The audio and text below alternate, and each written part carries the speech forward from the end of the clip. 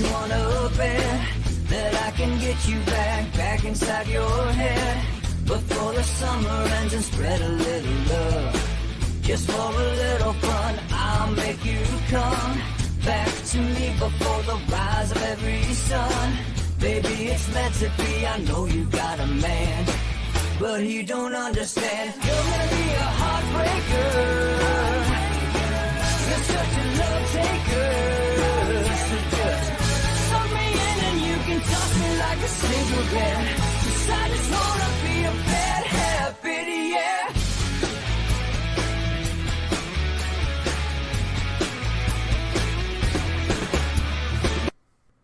Welcome to Inside the Numbers with the People's Pundit. And now here's your host, Rich Barris. Happy Friday, folks. Welcome to Inside the Numbers with the People's Pundit. I was trying to give Rumble a chance to connect. Maybe it will, but something happened with Rumble, and it said it would keep trying. Look, Rumble watchers, it's being recorded. So if anything, I'll just sync it later, and we'll upload the video there later. If you want to watch live, you can do so on Getter, Twitter, or YouTube for now. Which we have some housekeeping stuff I want to get into. And this is amazing this happened today, but as you know, it doesn't happen often. We rarely, if ever, have a problem with Rumble. So, once in a blue moon, everyone has a problem. But hopefully it will connect. If it doesn't, then again, I'll upload it. But this is what we got. We're going to do a little house cleaning stuff right now. This is what we got from YouTube recently, which is why, even despite all of this, I would strongly suggest everybody signs up on like Getter or signs up on Rumble, preferably Rumble, which you can see a lot of they've come a long way. It's looking great. Here's why. If you want to support content creators, not just me, but others, I imagine eventually Rumble will get multi-tiered subscriptions, memberships. They already have things, Rumble rants that are the equivalent of super chats, stuff like that. I'm sure they will add things as they go, but it's also connected to locals. So as long as you're somebody on locals, you can make a private video, which can then only be shared if you're a locals content creator as well. And they don't rape you with the cost of this. So it used to be that every Rumble rant, every super chat you gave to a YouTube creator, and I know this is probably not going to be smart of me to do this right now, but I'm not sure I've seen any other YouTube creator let their viewers know about these changes to the terms on YouTube. But I think you should know. All right. So on Rumble rants, there's very small fee. The fee structure is much better. So you're giving most of your money, the vast majority of your money, to the content creator. On YouTube, you were always giving YouTube at least a third when they started out. And then I think it went, Laura, to 35. I took a shot of this to show you guys. And then there is even more ways to monetize on YouTube. You tell me whether or not at the end of the day, you have to support the values of somebody you're supporting by giving your money to them, of course, right? Or you have to support what they're doing. YouTube has always been kind of like a middleman in the way, and you're supporting YouTube no matter what. But here's what we got. And this is recent. I'm not even sure. Maybe other YouTube creators haven't received it yet.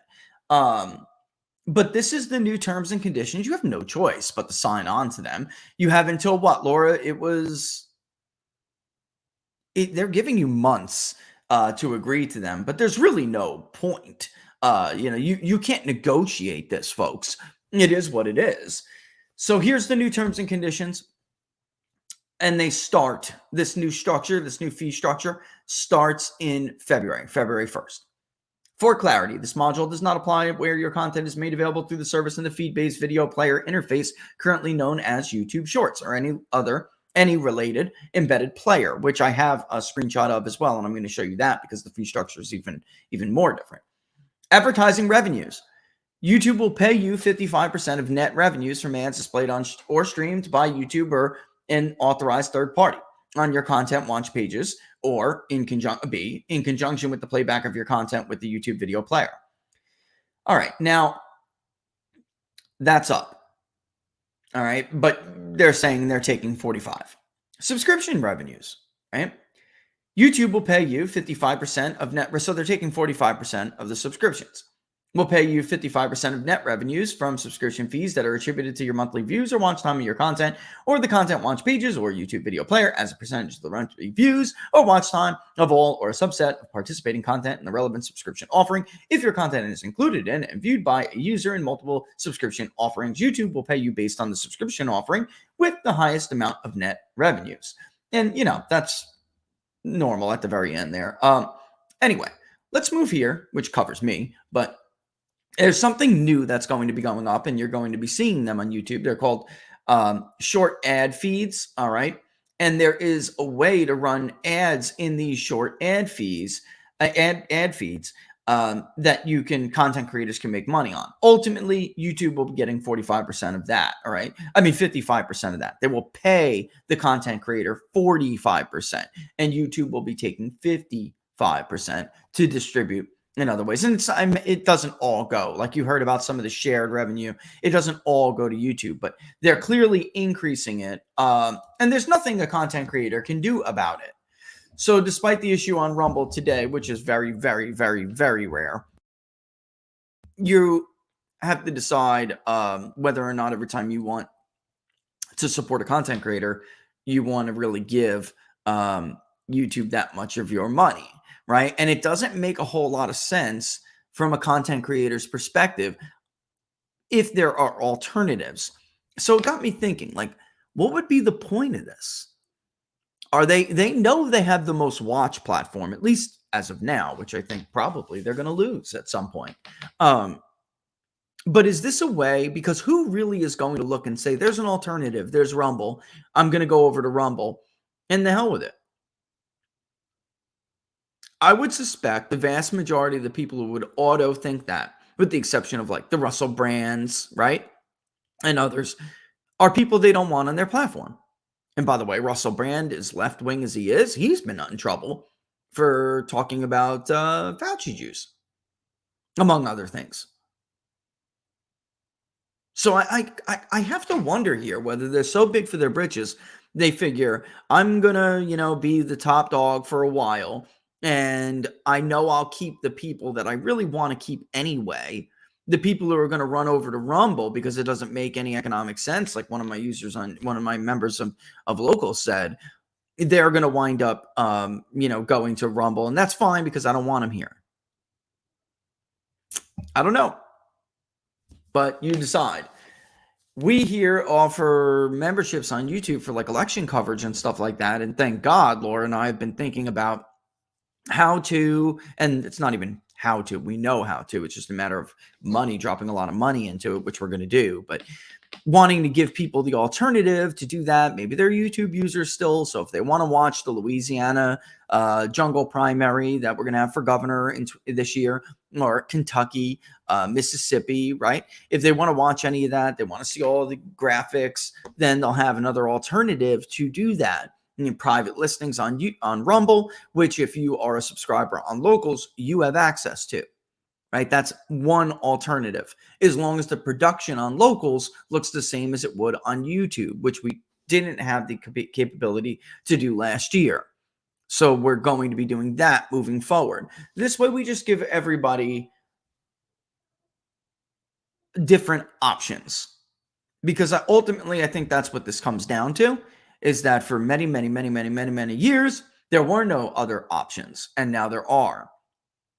And content creators should definitely be giving their users or supporters those options, because this is getting crazy now. I actually tend to lean like this is intentional. They're going to keep the people who have been tubers for years. They don't even have content that really gets in the way of these discussions, so they're not really at risk. They don't care. Does it stink? Yeah, it stinks. But they get more views on YouTube. For us, that's not even really the case anymore. We get about, sometimes we get more with Rumble, but typically we're roughly equal. And then Getter and sometimes even Twitter are almost as equal. Sometimes Getter surpasses it. For the election season, Getter was the highest viewed platform, and then followed by Rumble, which was very close. But we had some Rumble videos that went viral, and once that happened, we kind of like stayed at that level. Even though we don't have as many Rumble subscribers as we do YouTube subscribers, somehow the views are pretty close. Weird, right? Yeah. All right. So I wanted to tell you that just to make you guys aware of it. There's nothing I can do. It's a nice backup to have. And what we call it over here, and I've had discussions with people at other companies about this, it's a mining operation at this point. Move over, stay on, even though I dipped off YouTube for a while because I was tired of the games. You stay on it, mine people, move them over the best you can. Like, look, move over to the alternative. All right.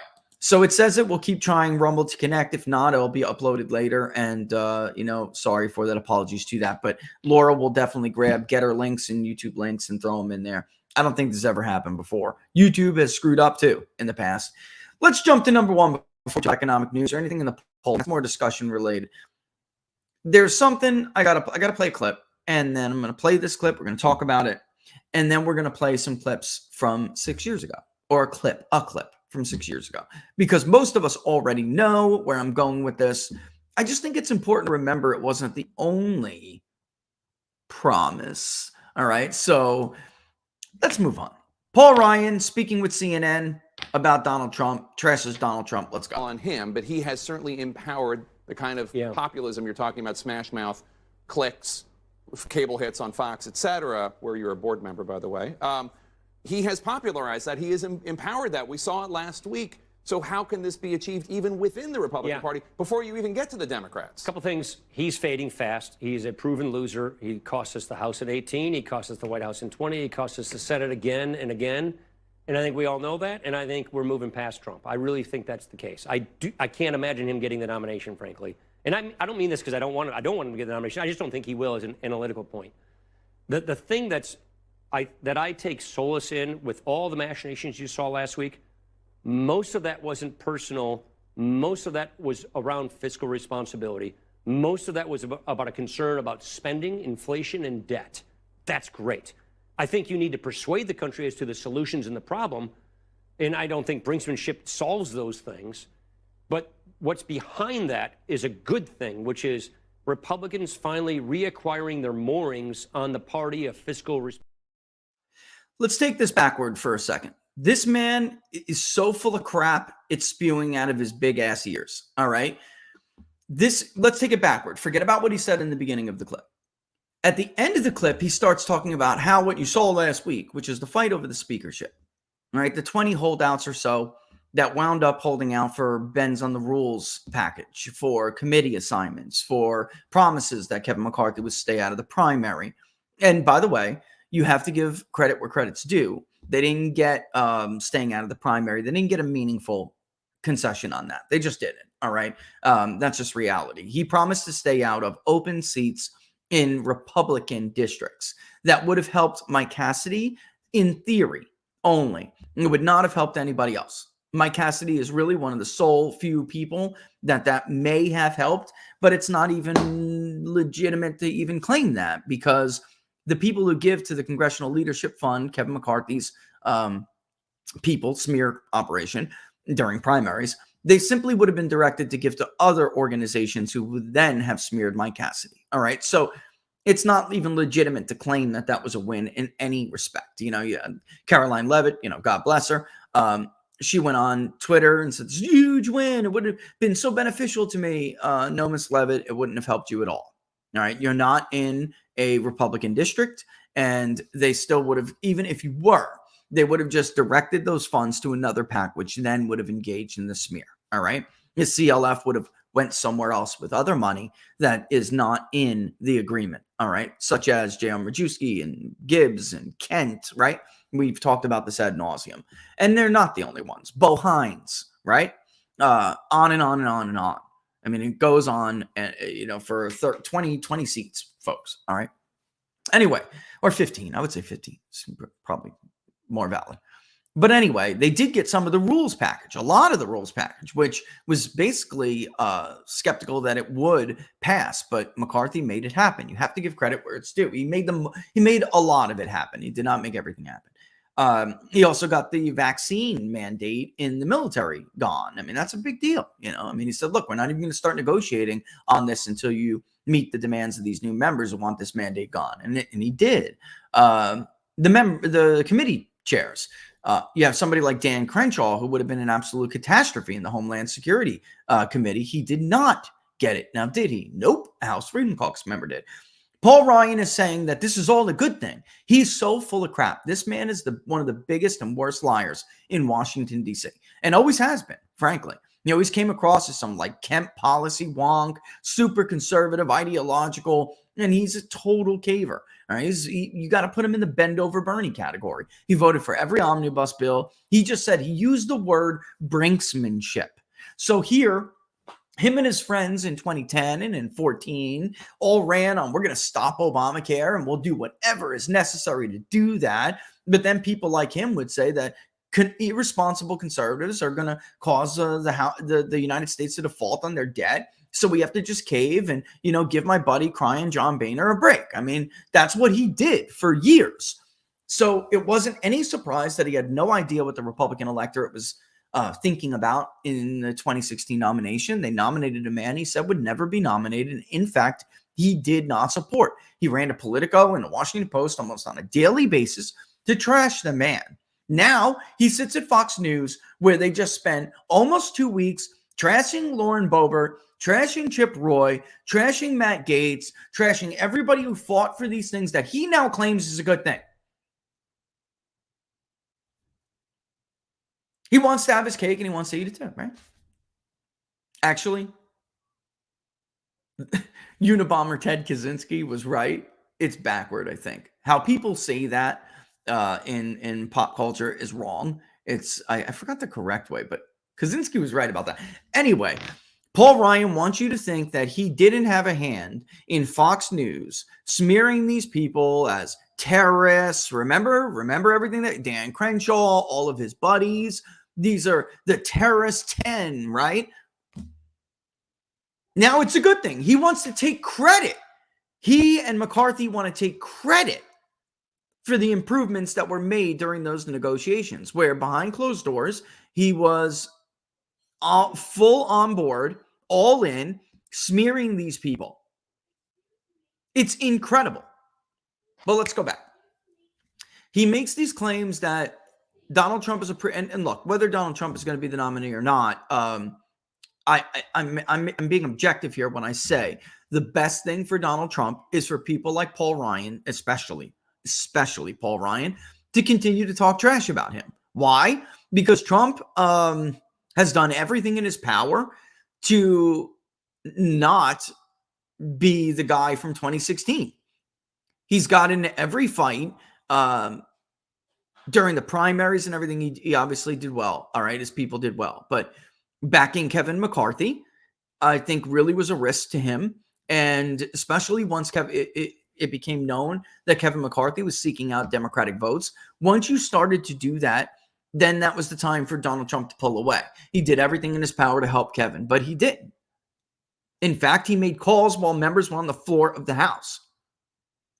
Marjorie Taylor Greene, pass me off to Matt, pass me off to Andy. Let me talk to these guys and get this done. He's risking being that anti-establishment, non-politician businessman who gets things done for the working class by supporting these people. Kevin McCarthy did everything in his power to make sure, like the RGA, that Trump would not have allies if and when he ran for president in 2024. He would not have allies in Congress. So Paul Ryan doing this, if you hate Trump so much, the best thing you could do is just shut your big mouth, because you're not a popular guy. Not with primary voters, not with anybody. But it's almost difficult to remember some of the things that this man claimed. All right. some of the promises that this man made. So what he's saying, he's a proven loser, right? As if like, did him and Mitt Romney win the presidency and I somehow freaking missed it, guys? They lost in a very winnable race. They got crushed. It was not even close. Trump won Ohio. Paul Ryan and Mitt Romney lost Ohio. Trump won it by almost 10 points. They lost it by 2.5, almost 3. They lost Iowa by 6. Trump won it by almost 10. It's a 16-point net swing almost. He got killed in his own home state of Wisconsin, over 6 points. Trump barely lost it, a few thousand votes, after winning it in 16. They lost Pennsylvania by almost 5. Trump lost it by about 2, after winning it in 16. They got crushed in Michigan. Trump barely lost it, 2 points after winning it in 16. They lost Florida by 70,000 votes, about a point. Trump won it by hundreds of thousands of votes over 3 points. The most since George W. Bush in his reelection. So, then he goes on, the proven loser thing is hilarious, but then he goes on to say that Trump cost us the House in 18, he cost us the Senate, he cost us this in 2020. They're just using Trump to blame for everything. Paul Ryan and John McCain, as most defeated Republican representatives will tell you from 2018, Paul Ryan and John McCain cost Republicans the House of Representatives in 2018. That is a left-wing corporate media talking point.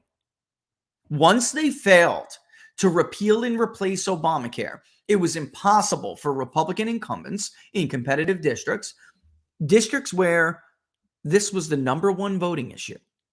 It was impossible for them to argue that they were not trying to remove protections for pre-existing conditions. Despite all of the Russia hoax stuff, Trump's popularity wasn't that bad for a first-term president. It was better than Biden's.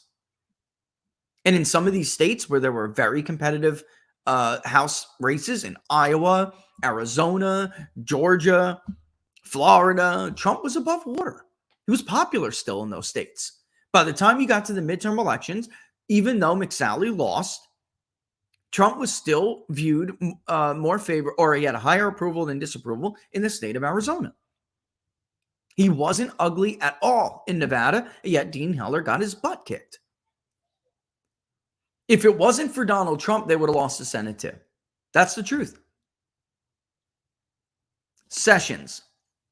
Somebody else, I'm forgetting his name now, but he represented Minnesota, I believe is the first or second congressional district. I mean, did you miss all the op-eds from these defeated congressmen that said Paul Ryan did this to us, John McCain did this to us, lying about consensus plans and prioritizing healthcare? The only way to have countered Democrats was to have passed that bill, and then for the American public, the American voter, to see that they, in fact, were not targeting pre-existing conditions. John McCain, in one of the most spiteful end-of-life acts in his entire life, went back on a promise he made over 7 years to the voters of Arizona, and put his crusty thumb down and stopped the skinny repeal from passing, which was already a joke of a bill. But it was effective. The only, out of all the races that we polled in 2018, the only district where I mean, collusion had a marginal impact, but the only one where I saw that it was a significant impact was Dana Rohrabacher against Harley Reuter. Bloomberg came in and spent millions in that tiny district, a couple 100,000 voters, to convince Republican women that Dana Rohrabacher was a Russian agent. And in fact, about 13%, 14% of Republican women told us that they did believe Dana Rohrabacher was compromised by Russia. Everywhere else, it's in the exit polling. You don't have to take my word for it. Everywhere else in the most competitive areas, more voters than not said that it was a political witch hunt. Go look in Iowa, where Democrats had success. Go look in Ohio. Go look in Arizona. Go look at the response to those questions in Georgia, in Florida. Go look. Nevada. Most people thought it was a witch hunt. They did not believe Trump was a Russian asset and Republicans were enabling the traitor in the White House.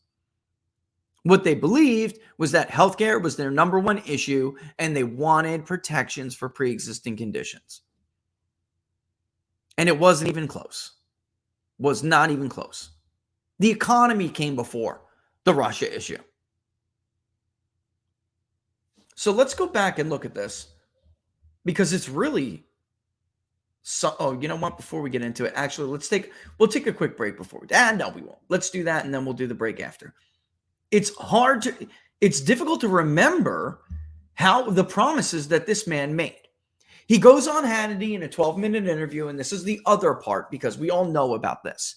I want to talk about all the other things he said. And I want to show you how truly full of crap this guy is. Because remember, this is right after Trump wins. And Hannity wants to know what the Republican Congress, now that Trump won, dragging Paul Ryan's friends over the finish line in races they should have lost. In the Senate, the only two who lost were two that refused to get on the Trump wagon. Mark Kirk in Illinois and Kelly Ayotte in New Hampshire. And in fact, Trump barely lost New Hampshire when Ayotte lost it by more. All right, so he gets on board. He realizes, oh my God, this is where the base of the party is. I better pivot and be full of crap and pretend like I support this guy. He goes on Hannity's show and he says, we have a consensus plan to repeal and replace Obamacare. Basically mocks Hannity for even asking it. Hannity takes it like a chode. What are you talking about? What do you think we've been doing the whole time? And I will say this, credit to Hannity. He does come back and say, all right, Mr. Speaker, we'll be back in, and I want to go all the way back. I really do. He says, all right, we'll be back in 200 days and we'll see how you've done. Just take the couple of minutes to listen to everything Paul Ryan says. Now, by the way, he is on the board, like Tapper said on CNN. He's now basically one of this man's bosses.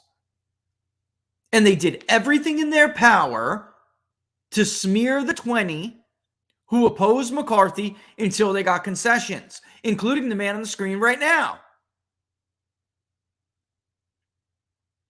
After doing that same song and dance when McCarthy ran last time, which ultimately led to Paul Ryan as a consensus candidate. In fact, it could have been Dan Webster from Florida, folks. But because of the guy on the screen you're looking at right now and others on that network, they railroaded that idea before David Jolly and others even had a chance to float it. And it was floated, actually, not publicly. It was floated behind closed doors and it was widely received. And David Jolly was an anti-Trumper. He was. But I always had a good relationship with David because he was always honest with me. Webster could have got the votes, but it had to be Paul Ryan. And you can thank people like Hannity for that. That's the truth. Let's roll it. Vetting refugees, building the wall, repeal, replace, education back to the states, tax reform, all of this is going to be done in 200 days. Notice the order that he listed that in. All right? Take note of the order that he just listed everything in. Tax reform was last. Last. Vetting refugees, which the president could do on his own, that was among the first. The border wall. Listen to Paul Ryan on the border wall. Okay? Just keep your ears peeled because slimy politicians, you really have to pay attention to. Pay attention to order. Pay attention to the level of confidence he has. Pay attention to the smug arrogance. Of course, we're going to do these things. And then we're going to talk about reality when we're done. The education part may be a little later because we're waiting for Betsy DeVos to put together her plan. So on the education thing and the welfare reform, that's going to be outside of the 200-day window. Inside the 200-day window is the regulatory reforms we talked about. It's the repeal and replace Obamacare. It's the budget. It's the rebuilding of our military. It's tax reform. Those are the things that we're working on, and infrastructure. Those are the things we're working on in this 2017 calendar. In the equation, because that's in there as well. Sorry about the echo. I had it on. They killed infrastructure. Republicans killed infrastructure. Liberal Republicans in the House, we should stop calling them moderates because they're not moderate. They're liberals. If you oppose pro-family policies, if you oppose reducing the size and scope of government, if you oppose reducing deficit and debt, then what the hell exactly makes you a Republican? Stop using the term moderate Republicans. They are liberal Republicans. Infrastructure had the support. When we polled it, Laura, what was it? 78%? Trump's infrastructure plan was supported by like almost 80% of the country back then. They killed it. Liberals in the House and Senate Republicans, which is synonymous with liberals, outside of maybe a handful. All right. I'm going to have to stop and comment as we go here, but let's roll. Well, I should have said that. We see that as part of regulatory reform. By the way, we've already done a lot of energy independence. The coal regulation that we repealed from the Obama era, that is a huge energy independence move because it's going to bring back thousands of jobs in coal country. We can unlock Western Europe. We can compete with OPEC, and we couldn't get this with Barack Obama. Now with Donald Trump, we can permit those things. Back to the main list. So in 200 days, you're fairly confident that a budget is going to be passed. I'm going to get to the specifics in two budgets, which has never happened. That the wall is. It still has never happened. In the process of being constructed. Yeah. We're going to be working on fixing the VA. That Congress will support extreme vetting, and that they'll move forward with energy independence. Yes, and Obamacare repeal and replace. He can do the extreme vetting on his own. So this is the good thing is you have a president that agrees with Congress on doing these vetting. But in 200 days, you think that's doable? This is our plan, yeah. And if there's any slippage, we'll finish it in the fall and get it done before the end of the year. So if I come back in 200 days, you're gonna go, well, I made a promise. We got to because I think this is important. So here's what I'm saying. We've mapped this out for 200 days. We have a plan to do that. We're on schedule. But if anything slips because of another Supreme Court justice, or a filibuster on a cabinet nominee, that might slip us. But we're making sure that we do all of this in 2017. Okay, let's go to the budget, which is such a big issue. The president, 7 brackets to 3. 15% corporate rate. I know you prefer 20 because that scores. I prefer 15. It scores. Yeah, I have to get what we can with the numbers. It's math. It's a math thing. You support repatriation, multinational corporations. That will be huge. That's a lot of money that can come back into the economy. Probably about $3 trillion of stranded capital. All right, I do have to point out that this, in fact, did happen. All right, what they're talking about, all the stuff they were just talking about between energy and tax reform. For the most part, the regulatory reform, the VA, that did happen. I would say tax is the crowning jewel of the Trump administration, but it's not sexy and it's not supported the way that other Trump MAGA agenda issues were supported that Paul Ryan killed. All right. And then the repeal and replace, which was a 7-year-long promise to the base. And the reason why it's the crown jewel is simply for this reason. We could not get 3% wage growth, which we have not gotten since before the Great Recession. We couldn't get it because we were not competitive globally. Dan Mitchell, who used to write for People's Pundit Daily, we at People's Pundit Daily, others at People's Pundit Daily. I mean, we did this ad nauseum, folks. Cutting the corporate tax rates boosts worker wages. There are 2 reasons why we got wage growth under Trump that we had not seen before in a long time. Because he did tax reform, cut the corporate tax rate, made us competitive, which does, I'm not going to get into it, but 58 years of data in first world countries is very clear. It's conclusive. And I would encourage you guys to go to People's Pundit Daily and search that and you'll see. And then the second thing is Trump's move from a service-dominated economy to a goods-producing.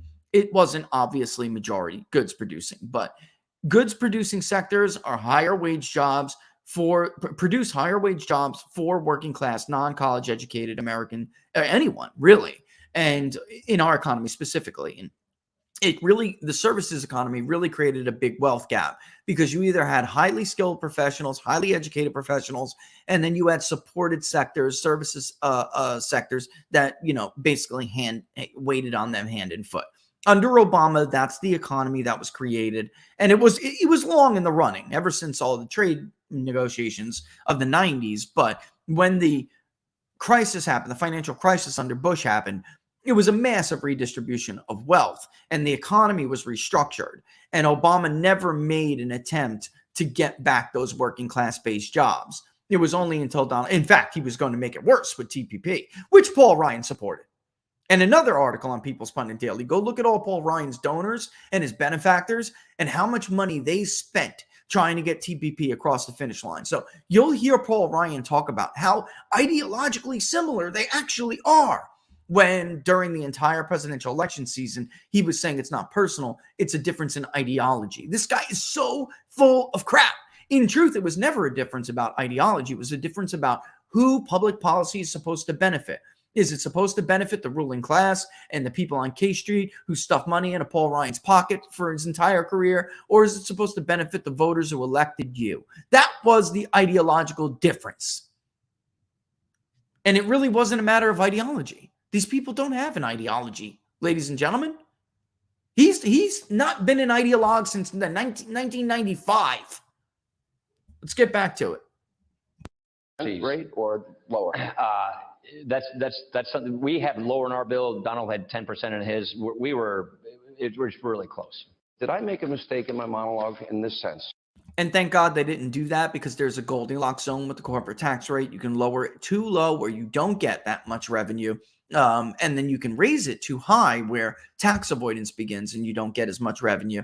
Donald Trump actually put it right in the Goldilocks zone, right at the low end of the Goldilocks zone. And anyone who's a small business owner knows how much money the Trump tax cut saved you. And you're not a wealthy person. And you called me after I was pretty hard hit. I heard about your monologue. Okay, you heard about it. All right. So you called me. By the way, it was pretty gracious of you to call me, and you said you wanted to explain what we're doing.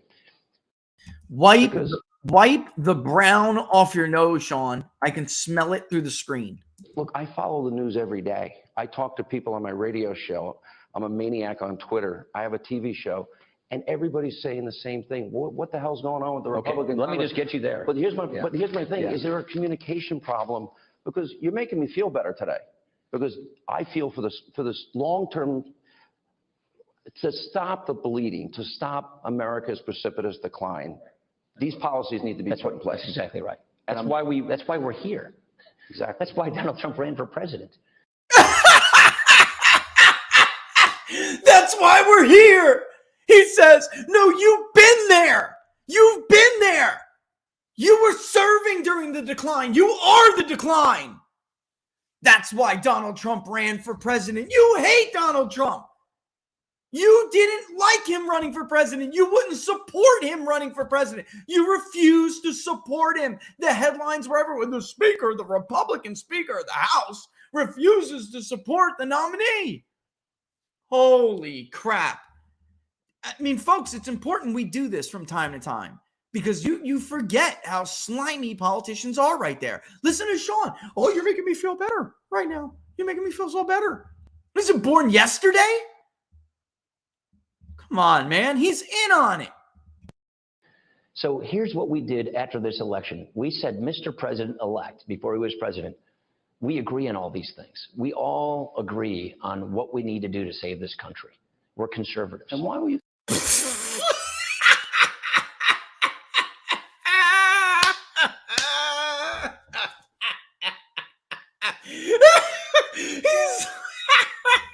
That's so harsh against them. Well, not willing to support them. Let's get beyond that. And then we said, Let's just get beyond it. okay, let's map out our strategy for how to get this done, when to get it done. We all sat for 3 months and worked out that plan for 2017. And that's exactly what we're executing. Okay. What have you learned about President Trump that you didn't know before, that surprised you? What do you like most about him, and where do you disagree with him? He's warm, he's personable, he's compassionate, and he likes getting stuff done. I love that. He's warm, he's personal, he's compassionate. Do you believe this crap, ladies and gentlemen? Do you believe this crap? I mean, it's incredible. It's incredible. All right, let's get past this, though. Back to the policy stuff. About him. We've been waiting for this for a long time. Those of us who've been conservatives pent up here, fighting the Obama administration, the progressive left, he is a conservative and he is ready to take on these challenges. And so that is. He fought the progressive left, Laura? That's funny. I thought he voted for every single damn spending bill possible just to make sure the debt ceiling didn't, become brinksmanship. Brinksmanship. What I'm excited about. He moves so fast that people are scrambling to catch up, especially the media. And so I love the fact that he is not in any way shy about getting big, bold things done. He is aggressive about getting big, bold things done. What do you think of the way the left's reacting? What did you think about the Russian issue that keeps coming up again and again? Well, I think that it's just like you say, there's nothing new here. You have to remember the Obama intelligence community under President Obama's direction did a huge investigation community-wide about Russia's involvement. There was no evidence presented to Congress that any American, let alone Donald Trump, had any involvement in that. It was all about Russia trying to meddle with our elections, meddle with our country. We knew this. We know this. That's another lie. I got to stop right there. At this point, Devin Nunes and others already know the wrongdoing that occurred during the genesis of Crossfire Hurricane, which overall the Russia investigation. He already knew that they had been spying on Donald Trump long before anybody ever said anything. He had gone to Paul Ryan and Kevin McCarthy, but he thought Kevin would help him. And he had gone to Paul Ryan along with Jim Jordan, and they asked for subpoena power to investigate the wrongdoing. And Paul Ryan said no. So think about what he's saying here and how he's saying it, okay? It was earlier than you all think that people knew about wrongdoing in specifically the genesis of Crossfire Hurricane. He's full of crap. Here's my headline out of this interview, that you're in pretty much full agreement with what Donald Trump ran on. Yes. And number two. Yes. In 200 days, from the legislative side, you are going to be implementing every aspect of that agenda that we talked about. Yep, and just to That's a big headline. And we have cushion in our schedule. If anything slips, because it's really because of Senate issues, we still have time to accommodate all of this stuff in 2017. So I even have safety valves. I have cushions built in the schedule to make sure this all gets done in 2017. Because I believe in case something happens and goes sideways on the Senate. I'm pretty sure. Let's talk about what really happened. There were a lot of things that delayed in the Senate, without a doubt. The Senate wouldn't even give Donald Trump his own government. All right. But he had safeguards in place. He had, secondary plans in place. No, he didn't. By the time they got to 18, the wall wasn't even touched or addressed. And he promised, along with Kevin McCarthy, he promised Donald Trump, who did not want to sign the omnibus bill that was passed with the help of Democrats, going into 2018, before the 2018 election, he did not want to sign it. And he promised the president, look right at him, we will fund the wall when we get back. We need to pass this omnibus so our candidates can get back in the field, talk to their voters, and focus on re-election, because it's not looking good for us in the House. All right. And by the way, again, there was nothing Trump could have done to save them in the House. The House was the main vehicle where the healthcare debate was driven, and they were the ones targeted. Again, it's media narrative that Trump cost him the House, folks. It's not historically supported. Trump was not historically unpopular like others were and have been. He wasn't the worst by any means. Biden was more unpopular than Trump just in this last past election. What happened was very clear, and you can see it from go look at the FTC filings. Go look at opensecrets.org. They spent all of their money telling Americans they were taking away protections for pre-existing conditions. And then they tried to convince a tiny little sliver of Republican women that would impact them. They pressed a massive social desirability bias campaign against them, and it worked. But the primary objective would not have worked if Republicans would have simply passed the bill like they said, because then Americans would have been living with it. It's what happened with tax reform. The lies about tax reform unraveled when Americans filed their taxes. The same thing would have happened the very first time that Americans went to the exchange, the healthcare exchange. They would have realized that all of those arguments were lies. But that's not what happened, because they failed, because Paul Ryan was lying when he said, we all are in agreement. We're all in agreement. What do you think we've been doing, Sean? It's totally a consensus, Sean. We know where we're going on this bill, Sean. We're all in agreement. The House Freedom Caucus and the Tuesday group are all in agreement. Absolutely, Sean. Sure, that'll stimulate the economy, get people back to work, and get the economy moving again, which I think we need. That's what we're hired to do. All right, Mr. Speaker, we'll see you in 200 days. Yeah, thank you. Good to see you. So maybe before that. Yeah, right. So that's not what happened, right? And by the way, Paul Ryan proved to be one of the biggest obstacles to Donald Trump. One of the worst there was his embracing of infrastructure. It was very indicative. It reminded me of what Republicans did to Trump on infrastructure, very much reminded me of what Republicans did to Ronald Reagan on the Department of Education, which is to say that they were the ones who stabbed Reagan in the back and did not get Reagan's reforms through, which you would not, the Department of Education would not be around as you know it today if Reagan's proposals would have been through. There never would have been a Common Core. There wouldn't be any of these, take federal money, but in exchange, you must push this curriculum that, parents and middle America has lost their minds on. None of that would have happened. And what happened with infrastructure would have been a lot more popular than repealing Obamacare. The failure is what politically damaged Republicans on Obamacare.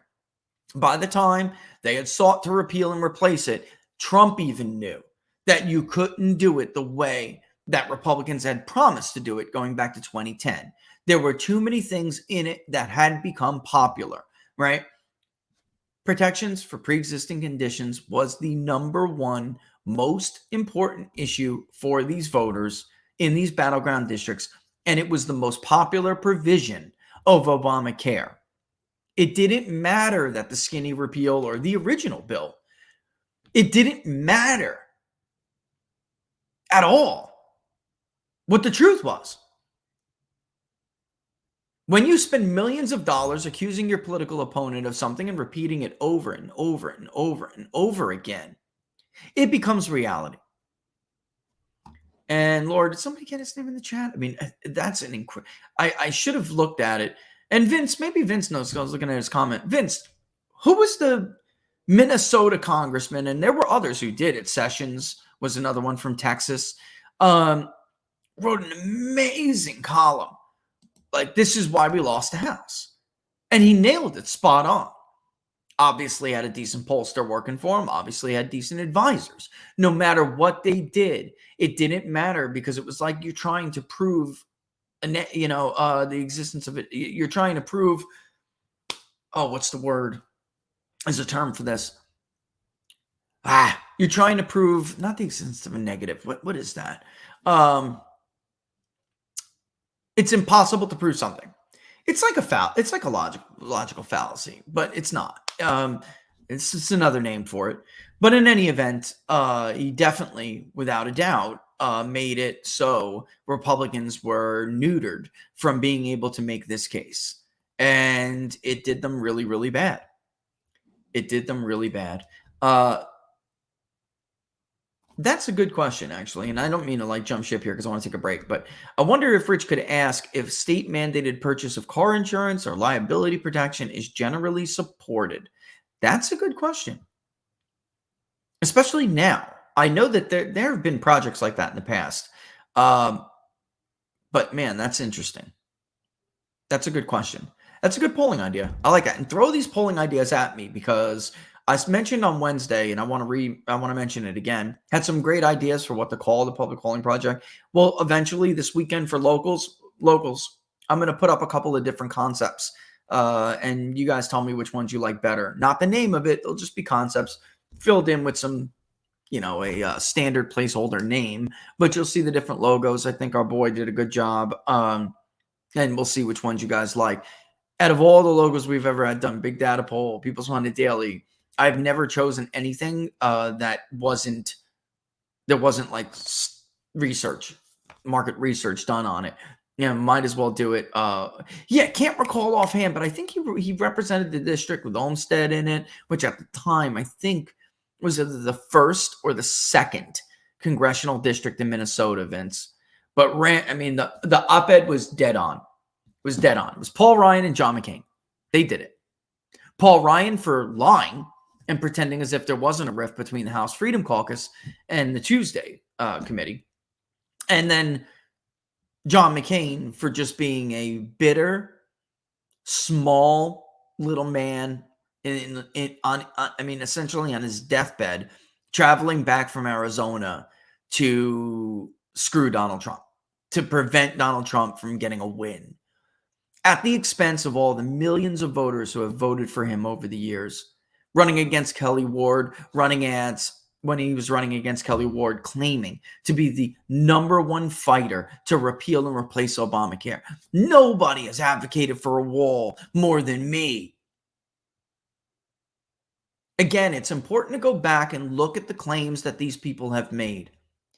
You see Sean there completely wooed over by Paul Ryan and his lies.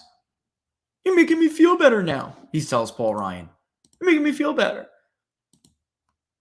They were trying to woo you. It's not Sean's first rodeo, folks. He's been around a long time.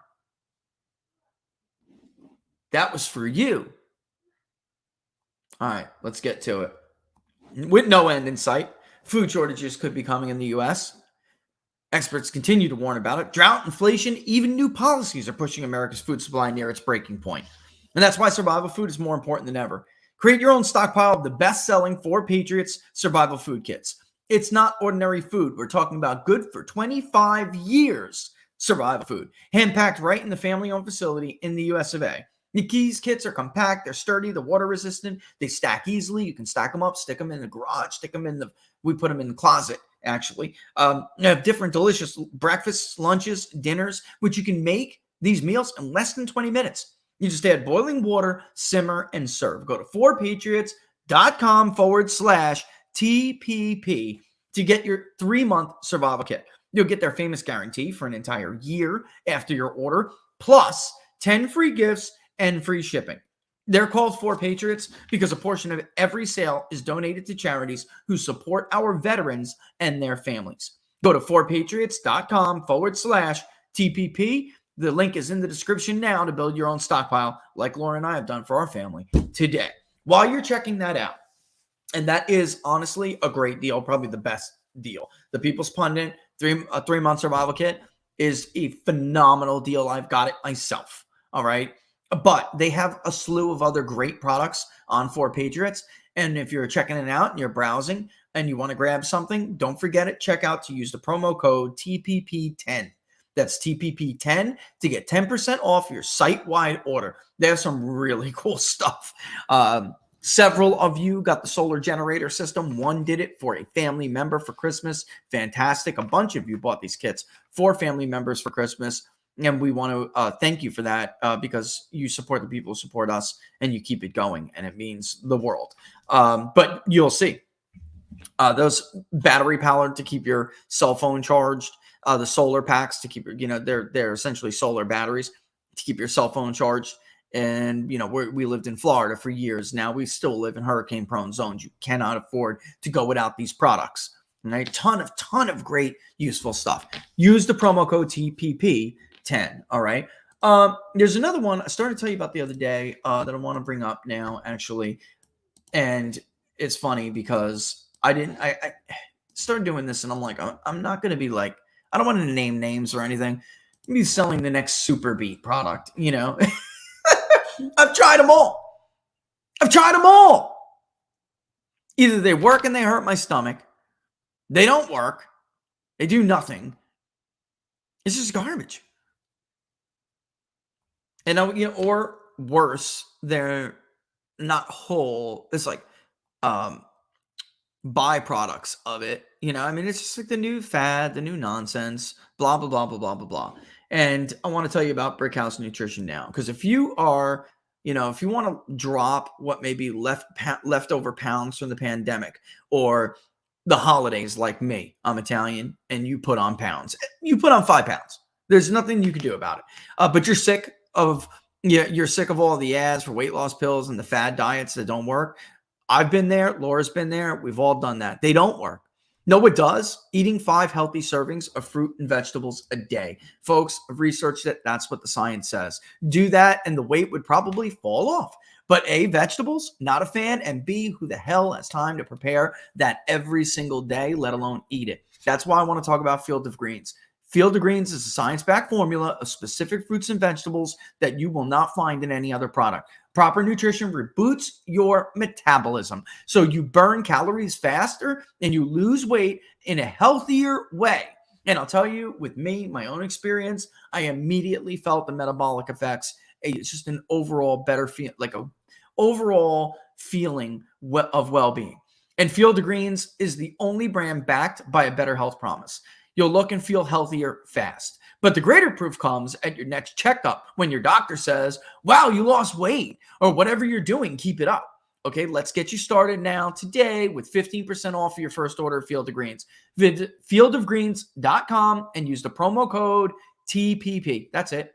Fieldofgreens.com, promo code TPP. And for those of you out there, you know my deal.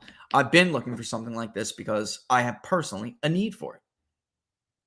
Nothing is better than using your own body's desire. None of these like fad diet stuff have ever worked. Doesn't give me more energy. I hate energy drinks. I can't stand them. I hate the crash. I do like coffee. Still like my coffee, and I'm never going to get rid of my coffee. All right, but take this 36-hour energy. You crash, man. It's fake energy. Your body will give you the energy you need if you let it. And it's simple. I'm a lemon lime lover. Laura's a berry lover. There's also non-flavored, which you can just stick in, like my kids, in like body armor or something like that. All right. By the way, you guys see the Getter Awards last night? I just got to there it is. I just got a message, and it's kind of funny. He wasn't even watching it. I heard post 01. Let's see. Steve Bannon got cancel culture's biggest target. I think that's pretty clear. The man, woman, the myth, the legend, the War Room Posse. Activist of the Year, Matt Letitia. Scott Pressler got Community Organizer of the Year. I don't know who Lindy is. That was the People's Champion. Troll of the Year, Tim Young. Hilarious, that guy. Most prolific memer, Donaldo Trumpo. Matt Couch, who I do follow on Twitter. No, you could go to fieldofgreens.com, which will bring you to Brickhouse Nutrition. Great. I had to cut off Getter right there just to tell you. Fieldofgreens.com, which should bring you to Brickhouse Nutrition. But the link is in the description. Check it out. You could go to brickhousenutrition.com. But Field of Greens is the product we're talking about. They have other great products, don't get me wrong. But I personally have a need for something like this, and it spoke to me, and we all do, because nobody can eat that many fruit and vegetables a day, folks. You just can't. What you need to be able to properly, drive that. And Laura's tried it. Here she is. She's tried it. We've tried it. Well, the thing is this, not only is it great to store, right? Because when you buy that many greens and then we're trying to serve it all before it all goes bad, have everybody consume it as much as possible. That's right. I like it because it's a fail-safe.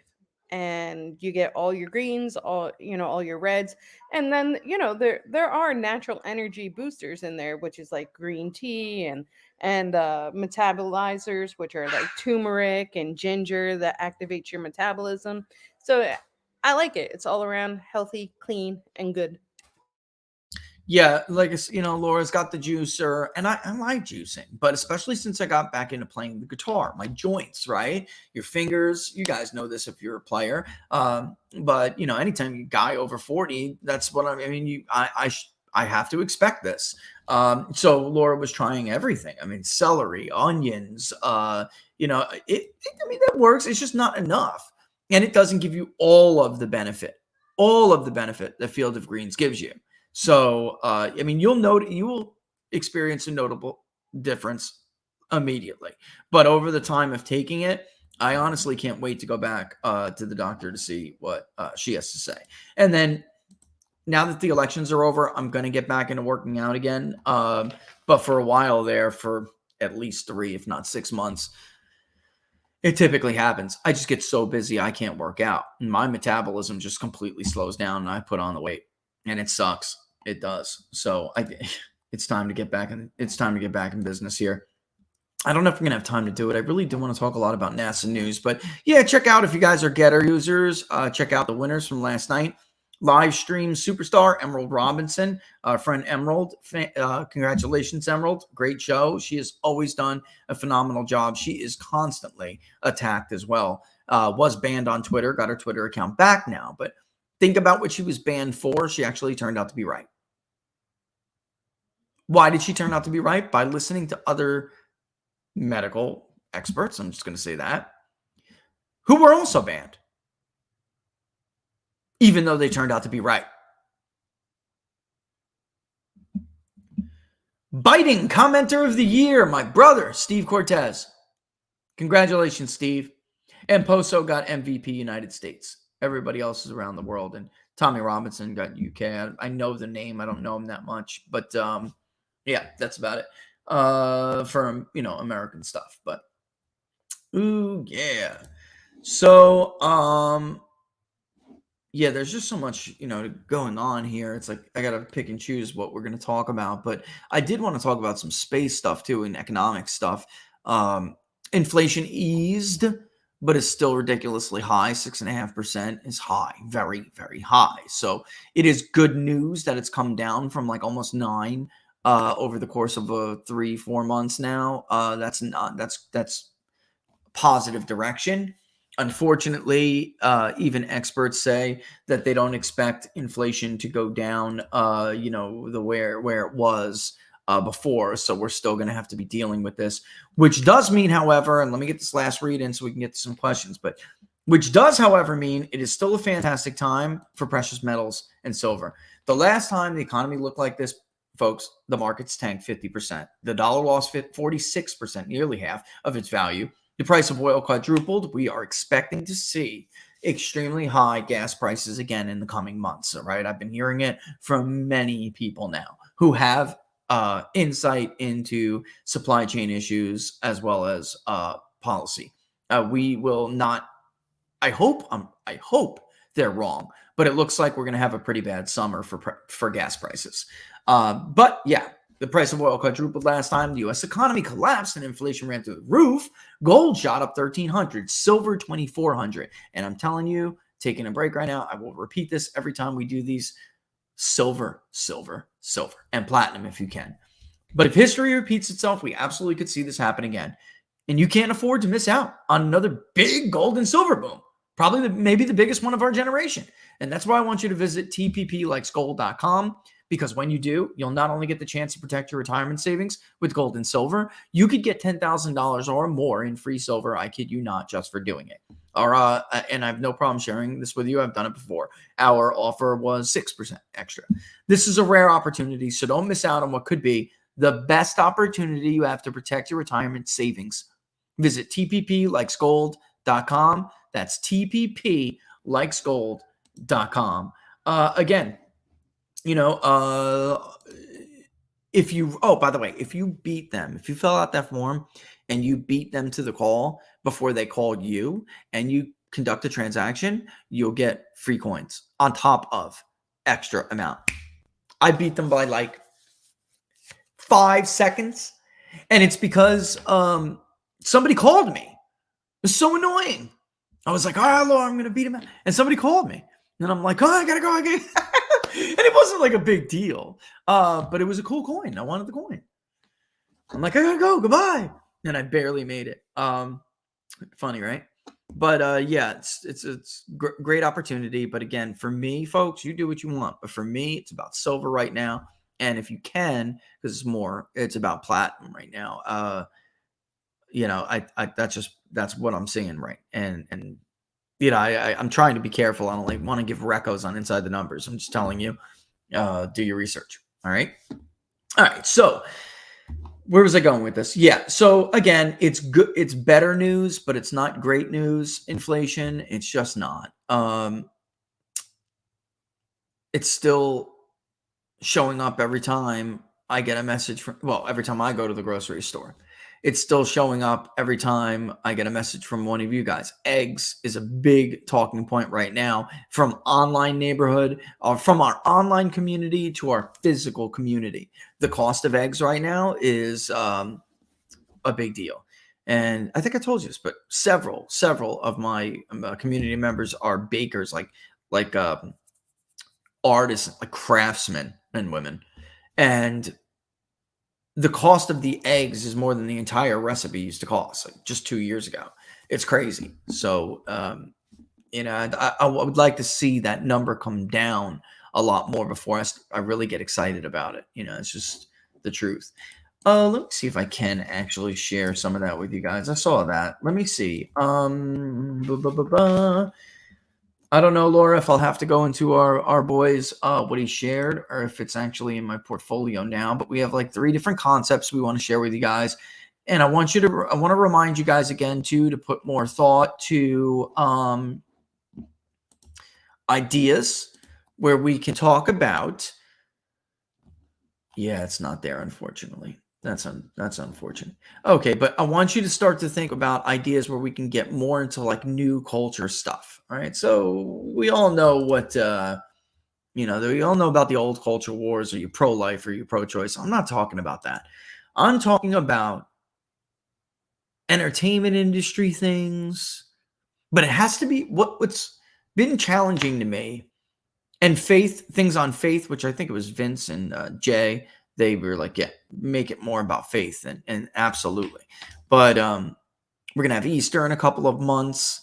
Do you actually believe in the resurrection? Do you celebrate Easter? Do you actually believe in the resurrection? There's a lot of great stuff with religion that has to deal with culture, but on some of the other ideas I've had, what's been challenging is that it has to be widespread enough that most of the participants in the survey are going to know what we're talking about. Like there's some, Frank and I from Political Orgy, at Political Orgy on Twitter, and he's the host of, Frank, quite frankly, my good friend over there. Great show, hilarious. He gets into a lot of different stuff as well, cultural stuff. And when we were talking about during our Christmas interview, we were talking about different things, most dangerous Christmas toy. That was cool over the years, but also how things have changed over the years, and culture very much driving that, right? Some people would know exactly what we were talking about. Others would not. And you'd have to do like a segment on a show about it. And then we could have a discussion. That's been the challenge for me. So do you view these entities as this or that? Some people are like, well, I'm not on social media. I don't know. I don't subscribe to Netflix. Right. So it's a challenge, and we'll have to really put some thought into it. All right, let me see if I can find these. He went on vacation, and I asked him to send me the concepts before he went on vacation. Now he's back, too, which is perfect. Nope, that's the Racco letter. It's not for some reason. Oh, there they are. I really like this one. Oh, it's going to make me download them. Is it really? Maybe not. Maybe not. Come on. Let me do this. Wow, Laura, some of these are really cool. That design belongs to Team People's Pundit. No kidding. I mean, what are you talking about? Oh, here's one. And remember, it's just a... Oh, yeah. Cool, Laura. I can show them. People's opinion poll is just a template word. It is not something that it's actually going to be. Of course, we'll be using the custom font from Big Data Poll, which is not in there right now. We'll be using the custom all caps. That's one design. That's pretty cool. What do you think about that, guys? What do you think about that? It's pretty neat. There's my favorite one, though. I'm seeing if I have a favorite, and I'm not sure if I can. Does it allow me to like change them up or anything? Or unfortunately, it's just allowing me to show that one. I'm gonna have to pull the images, which is fine. Which I'll do. That's a good one. Let me download this one. What would you call it? I mean, design one. Let's call it design one. The pop poll? No, that's just a placeholder. So we'll get rid of that. Yeah, that's just a placeholder. That's a cool one, but let me go ahead and upload the pictures. Bear with me. I didn't know I was gonna have to do this. Where are you? Images. All right, they're numbered, which is cool. Makes it easy to find. Command. There's 2 in one of them. All right, and they are PNGs, so they're going to be see-through. I'm going to have to probably disappear from the screen. Here's this other one. That's cool, although the quality of the image, because I just did a copy, is crummy. So just get the concept in your mind. Here's the other 2. I personally love the one up top, although the one on the bottom is cool too.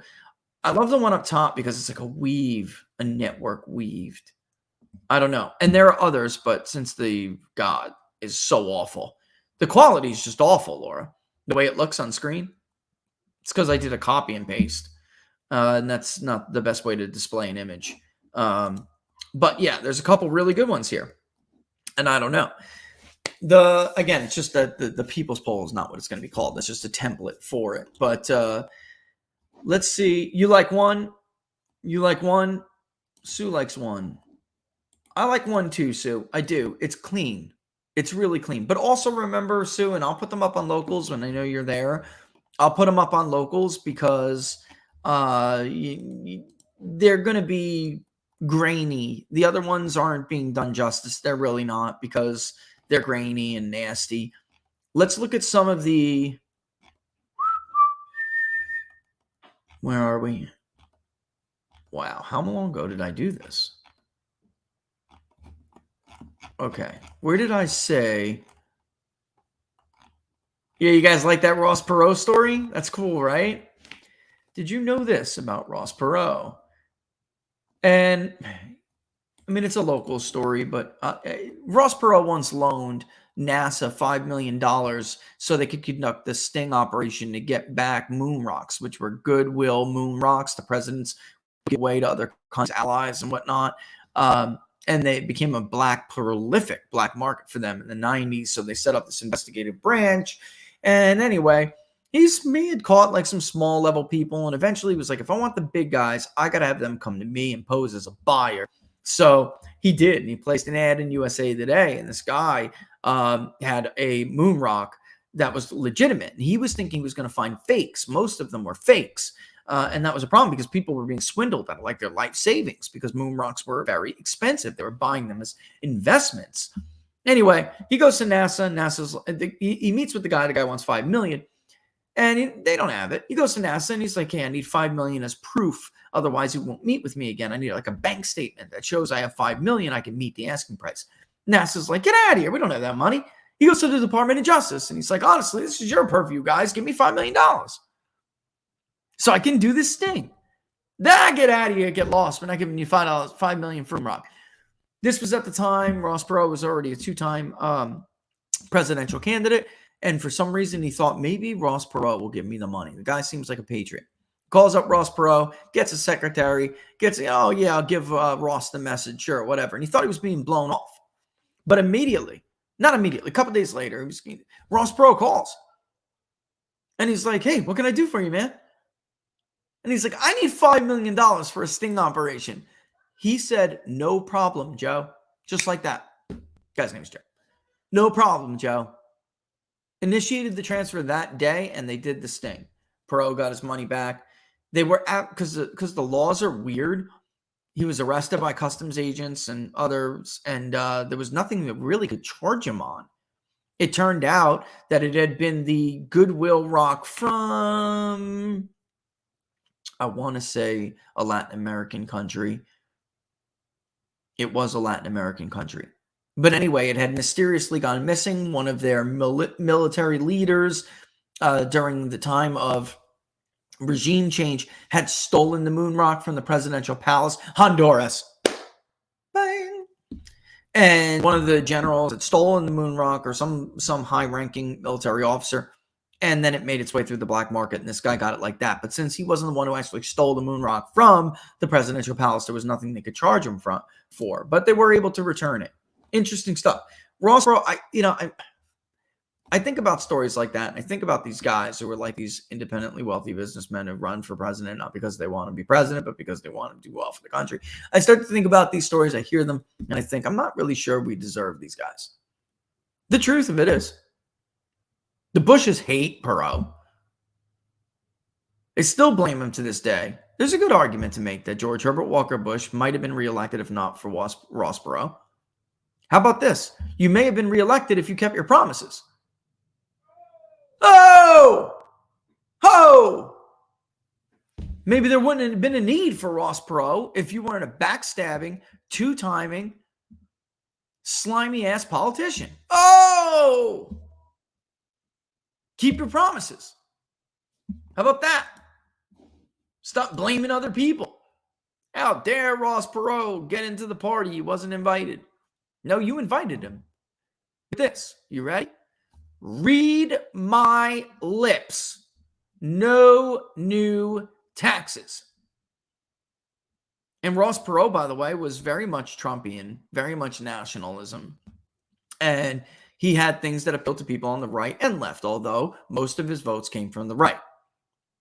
He actually won a great deal of, well, comparatively to Republicans' pathetic performance at the time. Almost 19% of the Ross Perot coalition was Hispanic. That's a voter that Paul Ryan, who called Trump a proven loser, that's the voter Trump got out that Paul Ryan and Mitt Romney did not. They don't believe in trade negotiations that benefit the ruling class. They don't believe in tax loopholes for corporations. Tax cuts are one thing, but Perot was very, very hard on the government tax code that benefited corporations. Not so much the corporate tax rate itself, but the loopholes. The special interest loopholes that only big corporations had the money to afford to hire lawyers to take advantage of, while the small guy did not. Immigration, big one for Ross Perot. Trade, another big one for Ross Perot. And that's why you got your you-know-what kick, Mitt Romney and Paul Ryan. You got crushed because you couldn't get those voters out.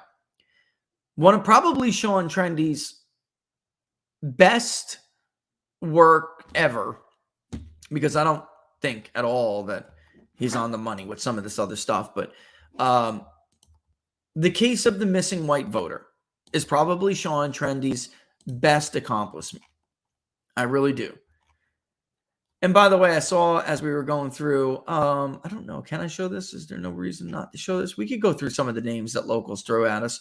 Some dude made a meme of me as an old man, you know, get amped about accuracy. I really don't understand what that means.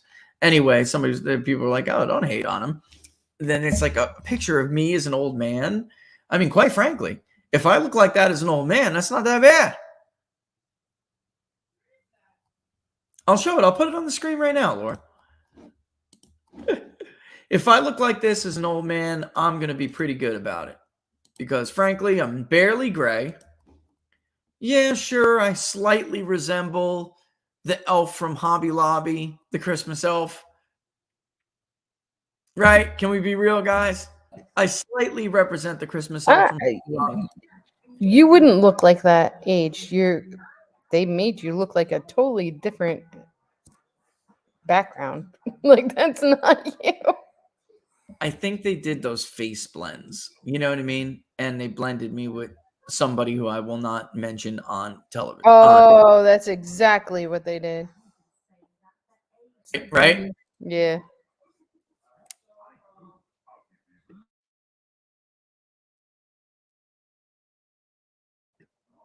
You're muted.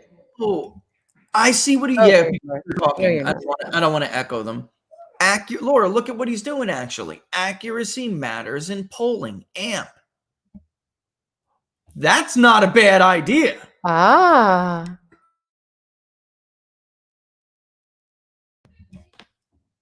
Dude, you can meme me all you want if you're going to come up with ideas like that. I really like that.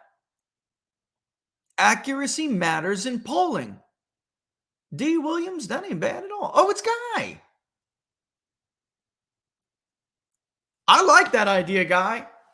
I like that idea. What do you guys think? That's a potential keeper right there. You could just add your voice matters or accuracy matters. I do see Serendipity put this well. I do like public polling project because it's clear and to the point. You're polling to the public, and the PPP acronym is easy to remember. That's why I picked it at first. It was very clear that this is not a media or corporate sponsored poll. This is a crowd-funded poll from the left and the right. Anyone can give to it. And by the way, for people who think it's only right-wing people who fund the poll, they're wrong. They are wrong. We've had actually large contributions from some left-wing people, which you know. They just mark themselves down as anonymous, which means I'm not going to out them. But some people you would know. So I'm not sure. Maybe the number of people who give to it is more conservative than liberal, but I'm not sure about the actual amount that's contributed. Not every project. And the goal of it, like Serendipity is saying, is to not show this as, one side or the other. We got to stop doing that. It's a poll that's released from a left-wing outlet, so it's a left-wing poll. It's a poll that's released from an alternative media outlet, so it's a right-wing poll. It's a poll that's independently released, so it's a right-wing poll. That's why the publicly supported element of this poll is paramount. And that's why I've struggled so much with Serendipity 100%. I've struggled so much on what to replace this with because it was so clear and concise. And it doesn't matter if you're a Democrat, you're a Republican, you're an independent, you're third party, you're something else. You will understand that this poll is funded by the public. And thus, it has no influence from a polling editor, from a board of directors like Paul Ryan at Fox News. Boy, their polls were awful again, weren't they? Well, for the most part. Democrat +2. Some of the state polling is more difficult than national polling, though. Why do we think we need new branding? Because people keep saying triple P, and we're being confused with public policy polling. And that is a left-wing push poll firm, IVR, mostly. I'm sure they've mixed moded it up at this point. I don't know. But I want nothing to do with that firm.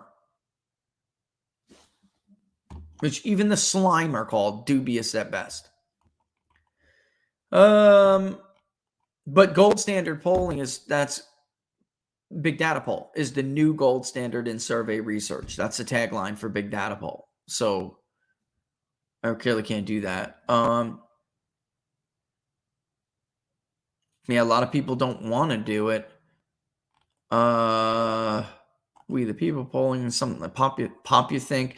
There's populi, right? I know. There are some great ideas on the thread. There's a lot of Real America's Voice was taken, although it does sound like it should be more of a poll than a news organization, right? Grassroots gauge. I love that idea, Bill. That was a great, Vox Populi. Exactly. People would have to know the same thing with Laura. She was like Archimedes, something like that. Father of mathematics. But again, that doesn't convey the public aspect of this. Town Square poll does. 1 second, guys. Hang tight. Hang tight. Hang tight, hang tight, hang tight. Hang tight. Sorry, I'm doing something.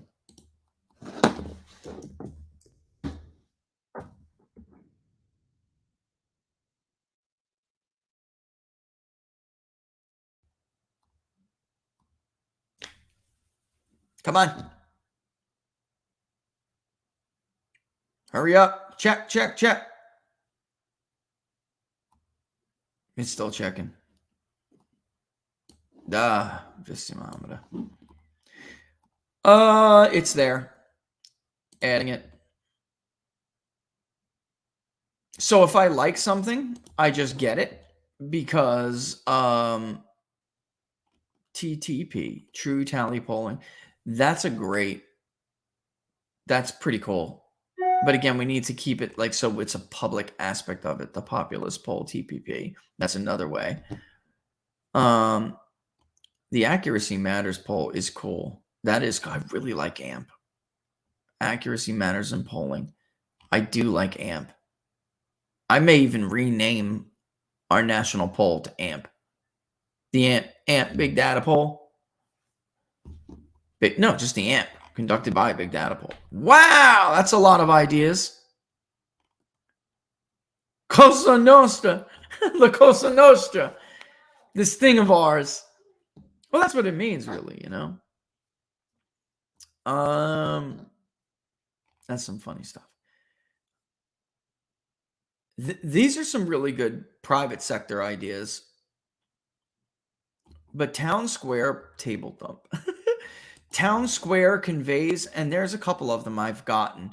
Town Square conveys that it's public. So for the sake of, I could always get rid of it or sell it. But I just bought it because, as I said the other day, people will buy these ideas from you. And the People's Poll is, David, that was like #1 idea. I love it. But it was taken. The URL was taken. Somebody wants like some ridiculous amount for it. Because I would like an easy citizenspollingproject.com. There's the public polling project we have, all different versions of it. Now we have Town Square poll. I mean, there are some good ideas. It has to be, I want an easy to remember URL. So I want the gold. Gold. I just saw that comment. That's what made me think about that. The gold standard, not the silver standard. Yeah, no kidding. And believe me, that was kind of in my mind when we did that. But yeah, Town Square polling is cool. Or Town Square poll, the townsquarepoll.com. Town Square polling, though, is also pretty cool. Maybe you may be right about that. Let me see something.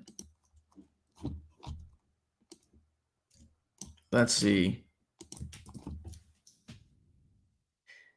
But I want something easy. So you could just say if you want to donate to whatever, you want to contribute to whatever, there's townsquarepolling.com. Adding it right now.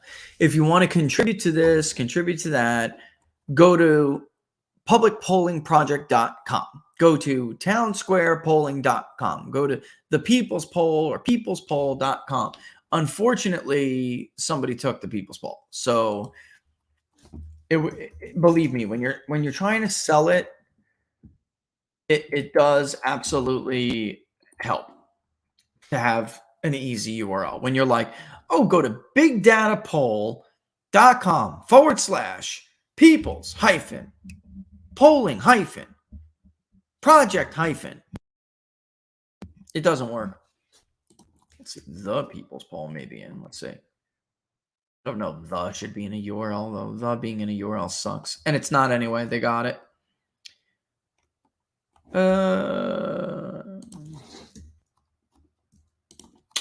Yeah, that's as close as we're going to get. So let me marinate on that for a little bit. We'll see how it looks in the different designs. We'll put it up. When we get the Paul Ryan poll. That's so funny.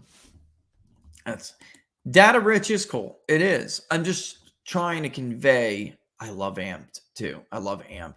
I'm trying to convey that it's a crowdsourced project. So believe me, you have to think about this stuff when you think about media smears, right? And how they convey thing. Polls Populi is cool. It's just it's close to the other one.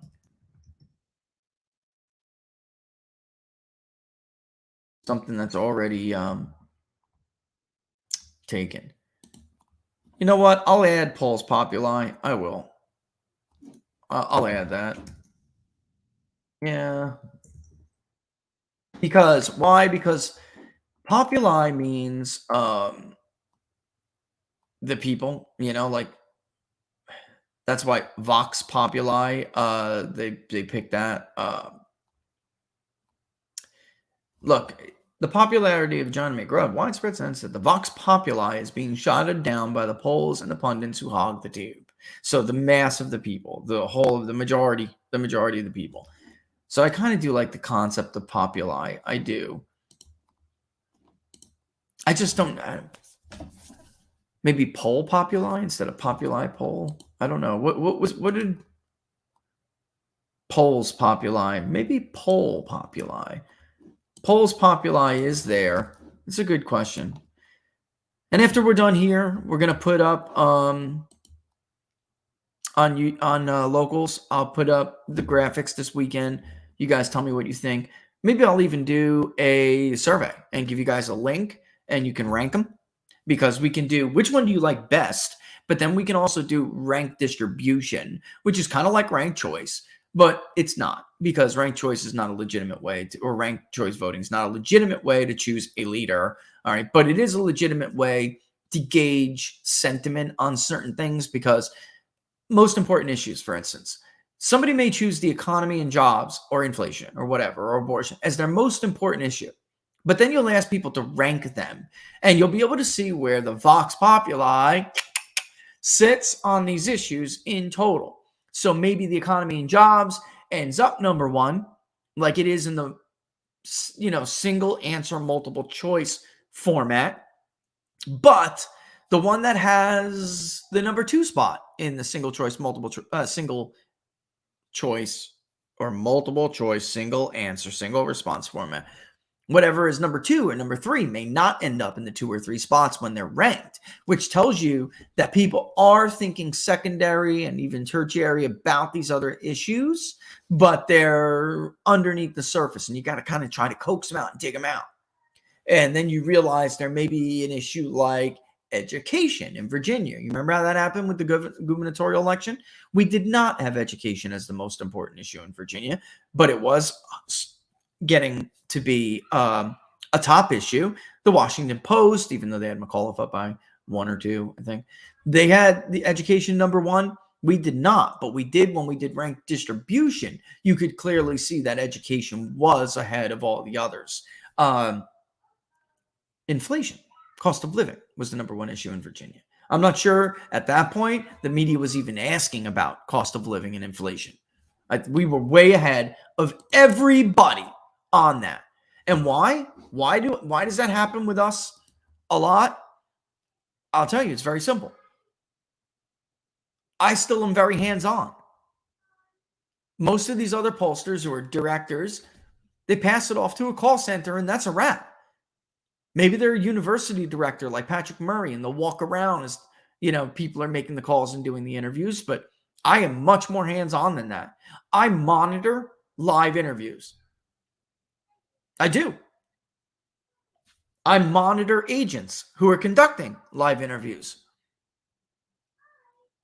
I do it, and I'm sure others do still as well. They'll listen in, right? Because especially in the university world, they're training these kids a lot. But I am constantly in there. It's called working, honey. You actually work. That's right. And I do it myself. Laura knows this. At the very least, I will do peer-to-peer live interviews. At the very least. Ooh, Glenn's idea is a good one too. Let me see if that's in there. How did Glenn put that though? Populi.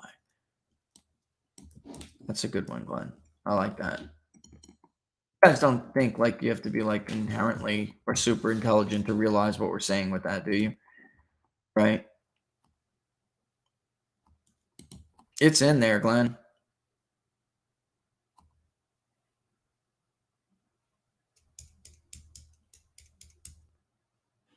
I'm grabbing it. Grabbing it! Yep. Sure am. I like that one, Glenn. That was a good one.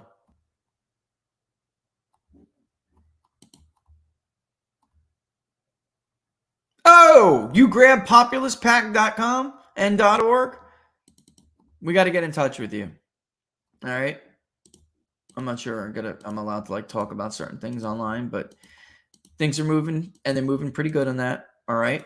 Just give you guys an update. All right. There's also some other stuff in the works. What we're trying to work out right now is whether some of these things have to be split. All right. Maybe that handles one element to it and something else handles another. And Robert and I have long had everyone's starting to like rob this idea, but it came out of the general sense that this one does legal work for a campaign. This one does polling for a campaign. This one is the general manager or general counsel. And then there's a manager. And then there are a whole bunch of other people. There are just too many irons in the fire. The left hand never knows what the right hand is doing. They're all charging an arm and a leg. And the one who's getting screwed out of the deal is the candidate. So many, many years ago, before anybody else came up with this idea, I mean, right, Laura? I mean, let's get real, right? Before anybody else came, and we still have people come to us with this idea as if it's a novel concept. Like, look, I got this great idea. And it's like, yeah, Robert Barnes and I thought of this 10 years ago. But in any event, we have something called Voter One. And eventually it'll materialize. Why? Because it's about the voter getting the best choice possible presented to them. And if you're a candidate, you want to do what first and foremost? Reach the voter, convince the voter, get the voter, earn the voter, win more of them than your opponent. So the number one concern, chief concern, should be the voter. And it should not be all of the stuff that really confuses and pulls campaigns in different directions, wastes money like crazy. So instead of all of these different entities, you have one firm. Fee structure is totally different. Can even help with fundraising. And that's it. The left hand is never confused about what the right hand is doing because the left hand has monthly or weekly or whatever it requires meetings with the team who's working on that specific campaign.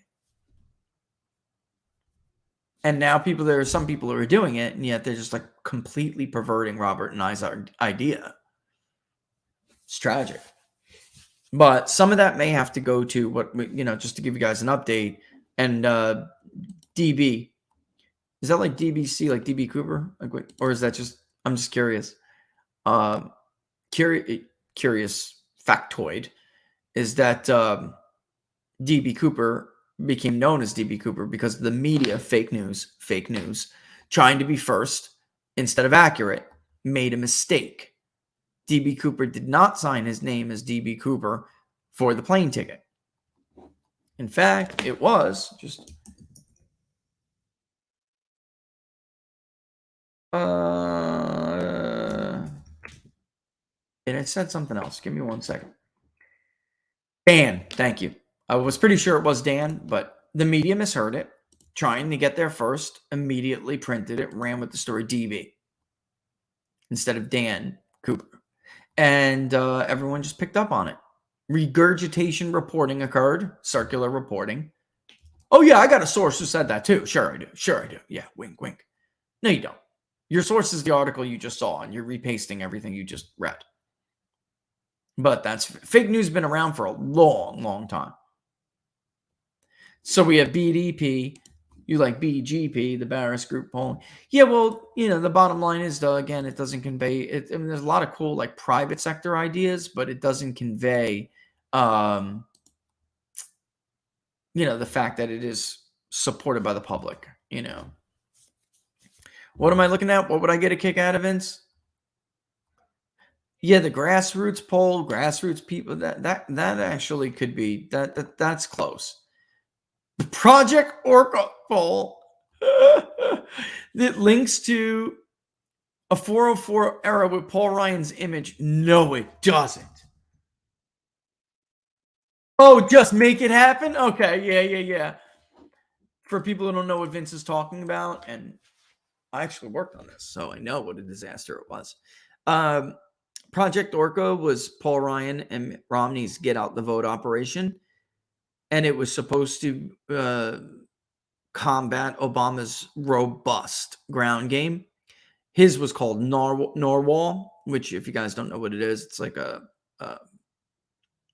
whale with like a horn on it. All right, or no, is it a whale or is it like more of a yeah? I don't know. But in any event, it was a complete and total catastrophe. They partnered with Microsoft as if Microsoft would not disable them, as if Microsoft was trustworthy or something, which was a total joke. They were ensuring everybody it was good for at least 3, if not more points. On election night, the thing went totally haywire. It showed Mitt Romney winning everywhere, which is obviously a joke. Someone infiltrated it. I know that a lot of people don't say that, but people were like, oh, that hasn't been reported. That's what it looked like. Even Alachua County in Florida was like blood red. Blood red. It was a total joke. Obviously, somebody hacked in it and just made a fool out of them. It crashed. There was supposed to be a way where you could immediately call for legal assistance. That was a joke. One lawyer I did know who was working on it was all over the place because everything was just a total disaster. It was a nightmare scenario, a complete nightmare scenario. And it was an embarrassment because there were people who worked on this project. It was their baby, and they refused to take advice from anybody. They were know-it-alls. One gentleman who was an older guy, along with a younger guy, I will never forget this during one of the meetings, who was a tech dude. The young guy was a tech dude. The old guy was not. They were expressing concern that the security on this app was lacking, and it would be very easy for Microsoft to throw a wrench in it, or to have created a backdoor that you don't even know about that would have allowed Obama's entities, whether he used the government, look, Obama pulled the levers of government all the time to help himself. So don't be surprised if like the DNI or something went up in that app, or the NSA or something. But ultimately, apparently from what they told me, it wasn't even that hard. Like a techie on Obama's team could have crashed that app. And it crashed. It crashed. And it was a joke. They thought they were going to win everything, including New Hampshire. Talk about an utter embarrassment. A narwhal is a marine unicorn. The freshwater ones and the terrestrial ones went extinct. Yeah, there is actually still a freshwater dolphin that's actually quite aggressive. But that's funny. A marine unicorn. Yeah, it looks like you guys want to see what I'm talking about. A narwhal. They're cool. They're cool looking. But no, orcas eat narwhals. So that was the idea, right? I don't want a rendition. I want a real picture of it. That's a cool picture of it. That's a good one. Okay, yeah. Let's look at this one. Oh, yeah, that's a good picture. Let me stop sharing that one. I should have just kept it on the one that was still attached to the input. Anyway, this is a narwhal.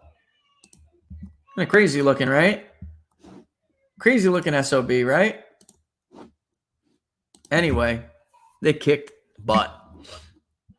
And it was massive embarrassment. Really was. Yeah, I mean, there's quite a bit about Ross Perot people don't know. I saw that comment in there. Quite a bit. And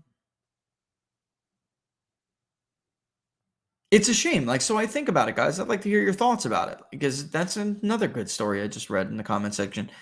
It's like, do we really deserve these guys? They don't get any benefit from doing this, right? Am I right? They're not going to help their brand running on the right. That's for damn sure. Donald Trump would still be a celebrity to this day that everybody loves if he didn't run for president. Right, Laura? To this day, they loved him. The New York Times made him like the anti-racist of the year or something. Remember when David Duke joined the Reform Party and Trump left the Reform Party, his quote was like the quote of the day in the New York Times, which is what I'm talking about. I'm just mocking, They loved him. Jesse Jackson loved him. Al Sharpton loved him. Hell, whether you agree with it or not, maybe you don't like Michael Jackson, but MJ was like Trump's homie.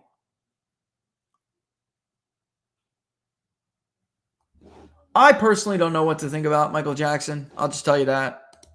That's where I stand on it. I don't know what to think of him, but I will tell you this. I didn't like the documentary, which Trump smashed.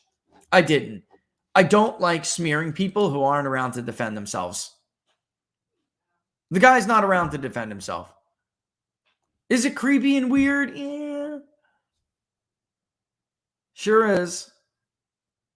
The horn is actually a tusk. Yeah, they are tusks, right? Gurney Halleck. The horn is actually a tusk. I think you're right about that. I'm not even going to challenge you on that. I'm going to accept you're right. I think you are right. If I remember correctly, they are a tusk, technically. Crazy, though, right? Imagine getting hit by that puppy.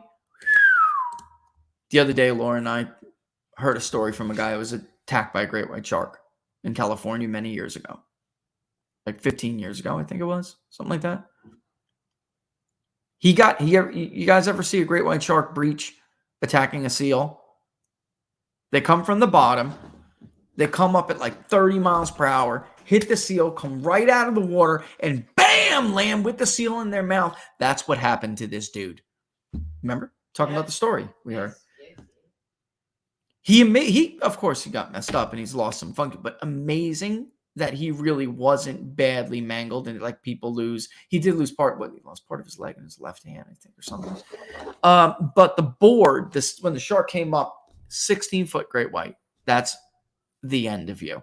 16-foot great white comes up, but the board had saved him. When the shark bit down, the tooth went through the part of the board where his aorta was. It got all through his back. You could see his lungs from behind. But in the front where the aorta, it was protected because the board was there. Dolphins, and that's what made me think of this, the narwhal. Dolphins, saved his life. He said that dolphins saved his life. He was finally released, but the shark wasn't leaving. It was in total predation mode. Most experts will tell you that a great white comes up and you get mangled because it's an investigative bite. This guy, and then that poor 18-year-old in Australia, I'm not even going to get into that. Sometimes these things get into predation mode, and those scientists are totally full of crap. When they're in predation mode, they're going to eat you, and they want to eat you. And there was the other dude with the jet ski. Remember, he said, and he tried to hit him with the jet ski. He would not leave his friend alone. He ate him. Anyway, this one was circling, would not go away, even though his friend was trying to splash and get rid of him because he had a friend out there. Then dolphins came and formed a circle around him, guys. And he still wouldn't leave, or she was a female. She would not still leave, but it bought him enough time to catch a wave. And it did come back and grab his leg, which he was able to get out without completely losing everything. But the dolphin stopped him from rushing him again and nailing him. And then it gave him enough time to catch a wave and get in. Dude, I'll tell you what. And somebody said orcas do the same thing to great whites sometimes. That's right, they do. That's why there's no seals. There's no great whites by Seal Island in South Africa anymore. It was like a lifelong dream of mine to go cage dive and then watch sharks breach. And she was like, oh, no, you're not doing that. Yes, I am. But I wanted to do it in South Africa, the home of the breaching great white. They're no more there anymore, Gurney. Some of them have started to return, although they're much, much smaller animals. But my friend just went last month in October. It wasn't last month. It was October because October is the season. She just went there with her husband, her new husband, and they were like me. That was like a newlywed thing they wanted to do because it was like a lifelong dream. Anyway, they didn't see a single great white there, Gurney, because of the killer whales. The whales moved in on Seal Island and chased them out. So the home of the air jaws, as it was called in Shark Week, when it first, and they still call it that, but when it first came to Shark Week and was presented to the public, like, look, these sharks jump. They're gone now. It's really, really a shame. That's right. Here's a shocker. And Modern Archive says, here's a shocker. Apparently killer whales, aka orca, have never attacked a human in the wild. They sure have in marine parks, and they will isolate a dolphin and toss it around until it dies. You know what? At no way do I associate myself with people like from PETA or anything. God love her, but I got a family member who was so radical and liberal. She was tossed from PETA. All right. I don't associate with that at all. But I'll tell you right now, living in Florida as long as Laura and I did, being in that place as long as we have many times, that those animals do not belong in captivity. Have you ever looked an orca in the eye? There's something going on in there. I'm not saying they got a soul or anything, but they're a mammal. They are a mammal, folks. And you know, the fin too, the fin never falls in the wild. The pectoral fin, the dorsal, excuse me, it never collapses in the wild. It only happens to those who are in captivity. And by the way, SeaWorld, what was his name? He's got a funny name, but I loved him.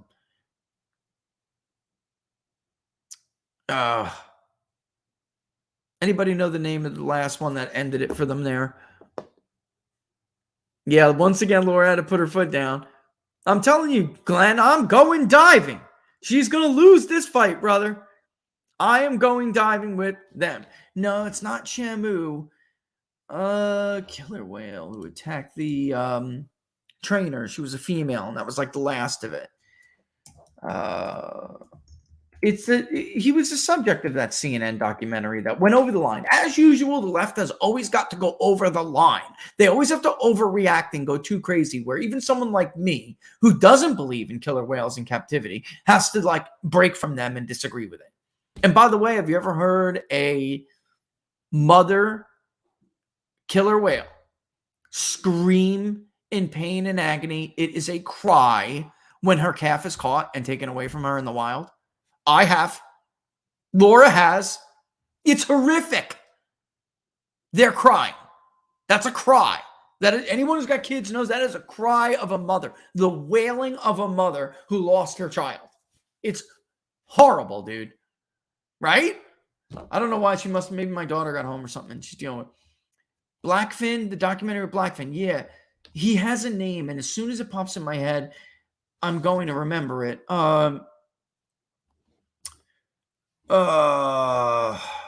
He's got a cool name. It was a cool name, but his fin was down too. What was his name? I'm going to look it up. But anyway, we have actually talked to trainers there. He said that he was a ticking time bomb. It was obvious that he was displaying behavior that was like psychological trauma, that he was dangerous, and it wasn't his fault. It was the captivity and solitary confinement. What is that one's name? It's not Shamu. It's the one who attacked, what's her name? She was a woman trainer. I'm looking for it right now. It's driving me nuts. I want to know it because it's driving me nuts. The son, of course, has to put it up. The moment. Tilikum. Come on, guys. Help me out here. I think it's Tilium or Tillum. But I also want to say real quick, just disclaimer, if Rich ever does go great white shark diving and he dies, there will be no funeral for stupid deaths in my family. So in his gravestone will be, here rests an idiot who didn't listen to his wife. Yo, you would do that to me? You would, just like when you tried to kill yourself with your medication. You remember when you were taking medicine and it was an antibiotic, and I said you were allergic to it and you kept taking it, and I was like, I think you should stop. The doctor told me to take it until the antibiotic was out. Tilikum. Thank you, Danielle. Tilikum. All right, now I have to tell the story. The end of the show here, I got to tell the story. All right, listen. I can't even remember what happened. I got some kind of an infection. They put me on Keflex and Bactrim. I'm not going to say which one because I don't want to be poisoned by some crazy nutcase who doesn't like the show. One of them, I apparently was allergic to. it made me just feel like I had the flu. I had a bad headache. My joints were achy. I just felt sick. You got Laura's worse. like, I think you need to stop taking the antibiotic. And I'm like, no, I think it's the infection. I mean, it's a plausible diagnosis. The No, it's not. When you're taking medicine, you're supposed to get better, not worse. Understand it only happened on day 4, which he was talking about. It was like day 4, day 5, and I kept taking it the entire time. I could not sleep, but I turned into a lobster. And then eventually, and Laura and I used to get up for work real early back then. It was like 4 in the morning. And she goes up to get in the bathroom, to get ready. And I open the door and I'm like, please, something wrong with me. I'm speaking English right. I think I'm allergic. He had blisters all over him. Oh my God. My skin was in blister. I was like, she brings me back to the urgent care place. And she's like, yeah, I think my husband is in deep trouble. That doctor was like, yeah, you'd be dead. He was like, right, you would be dead if it was not for your wife. Yeah. And it was pretty funny, but it didn't take much to fix me. But come on, Laura, you wouldn't. If I got attacked by a great white shark in some kind of freak diving accident, you would not put that on my gravestone. Come on. Watch me. No, you got to put Glenn's comment up. I'm going to do it. Laura and her new 28-year-old boyfriend will cry over your grave, Reg. Yes. Exactly, Glenn. Glenn, I will haunt them until, Laura, you'll get no sleep. No sleep.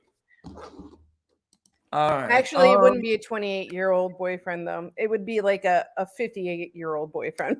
Oh, thank you, Laura. I appreciate that. You're welcome. I was just sharing. Therefore, you should not go diving with sharks, and you'll never have to worry about it. Anyway, I'm going to dive with sharks, but I can't. But there's no point now. Honestly, here's the truth, Laura. There's no point now because I wanted it. Really, the need for the dream was at Seal Island. There's no point now. It was South Africa.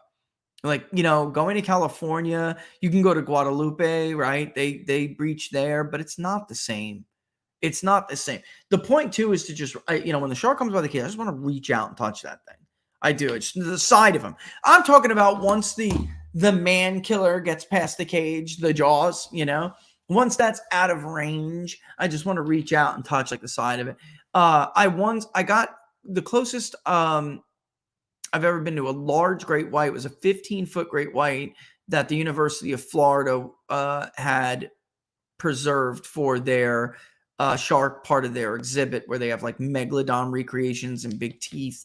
And I got backstage access to it. I got to go in the place where the University of Florida stores their overstock for the museum exhibits.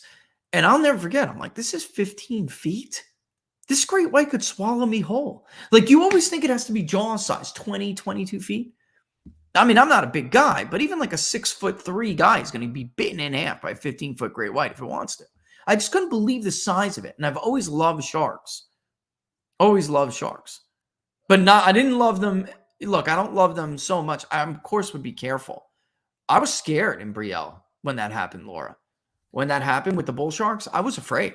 Don't get me wrong. I'm not trying to be, and for the, I was young and dumb for you guys. I'll tell you what I'm talking about. I was young and dumb.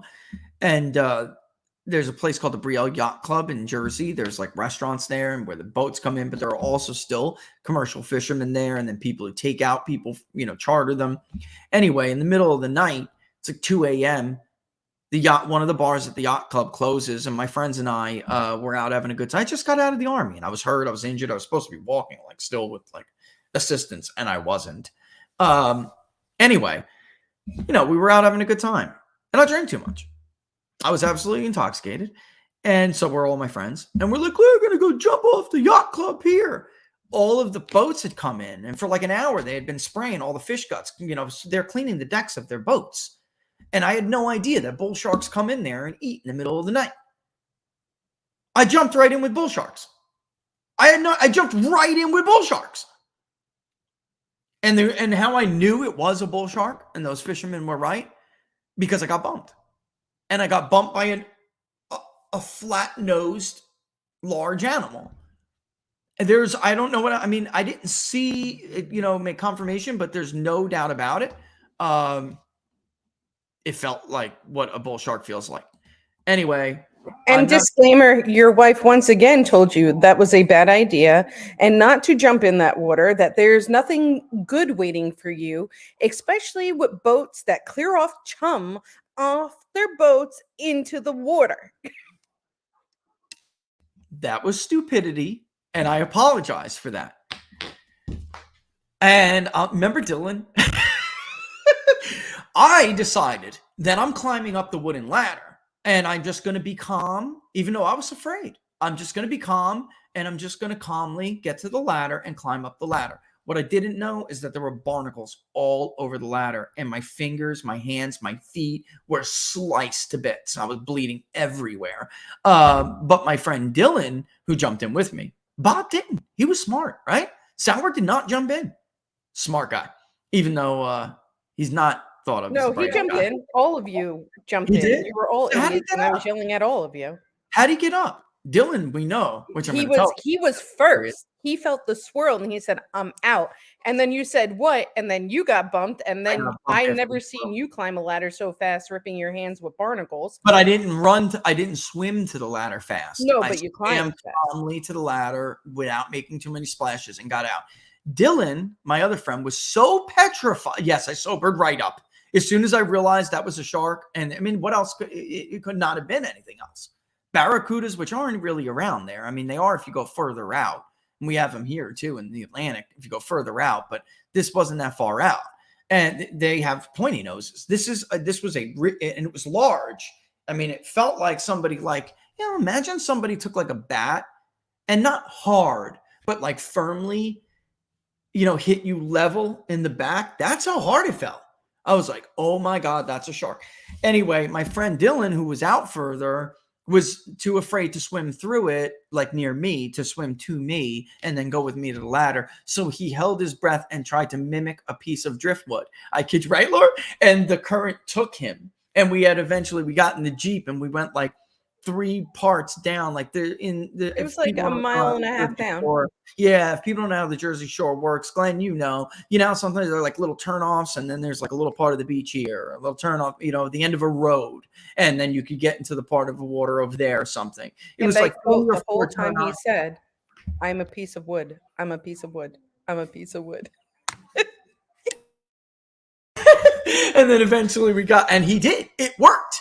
It freaking worked. I don't know if anything followed him, but he floated, what was it, like a half a mile? I don't remember. Yeah, it was like a mile and a half. Yeah, and eventually we got him, and he was still laying in the shallow part of the water where the waves were breaking. I mean, it was the beach. He was on the sand, and the waves like hitting him, and he's still flat as a board. I'm a piece of driftwood. It's funny to look back and laugh at it, but it wasn't funny at the time. I was afraid. So it's not like I'm going there with a death wish. It's a shark cage, Laura. I mean, it protects you, at least most of them. And Glenn, it was already too late. I was married to him. Yeah, no, we weren't. Yes, we were. The army. No, we weren't. No, this is afterwards. Yes. I'm pretty sure my hip was still hurting. I was trying to get the ladder. It was right after my surgery, Laura. We weren't married yet. I was there when you were jumping off. It was you. Yeah, we were just back. We were just together. We were just. No, baby. We were married. I think we were clearly going to get married. How many years have we been married, honey? 17. Oh, that's only because I questioned you. I always add a year. That's why she's doing that. I always add a year. I've been adding a year since our 11th anniversary. 12th. That's how grueling it is to be married to me. It feels like years extra. No, baby, you make it easy. It's just wishful thinking. All right, y'all. With that being said. All right. Yeah. So I'm not trying to death wish that puppy. I have a dream. I want to do it. But it doesn't matter now anyway, because Seal Island's done. unless the population comes back, it's over. Which, by the way, all those guys are like, attacks are more frequent because of this, that, the other thing. Attacks are more frequent because they're in more areas. There are more populations. Conservation efforts have led to higher populations, and they're in competition with things they can't compete with. So, Cape Town. If you go to Cape Town, the aquarium lets you swim with raggies. Really? They are not dangerous. They just look scary as hell. Neil, that's cool. Put that up. That's cool. Yeah. And I'm telling you, she's wrong. We weren't married yet. I was still supposed to be walking with a cane or a crutch or something. I was stupid. And I was like, I don't need a crutch. I remember it. You're wrong. You're thinking of the other time you went to the beach with just Bob and you decided to go swimming. Damn, you may be right. I know I am right. Richard, I'm always right, honey. If it's not numbers, I have no room in my head for anything else. This is terrible. Better take some ginkgo biloba or something. Thank God. BrickhouseNutrition.com. Field of Greens. No, because I do feel like it's really gonna help me. Raggy is a sand tiger shark. They call them raggies because they have ragged teeth. They look scary as hell. But Sue, they're not different. She said, "I'll stick to dolphins." I mean, they're not dangerous. The only way a raggy would bite you, I think, is if you stepped on it and it was lying at the bottom. I'm not sure there are many recorded. I don't think so. Well, that's what that one guy thought when he was trying to show how innocent sharks are, and then he was stupid. That was a bull shark. Those were bull sharks. He's dumb. Bull sharks are dangerous. They have the highest testosterone level of any shark, including a great white.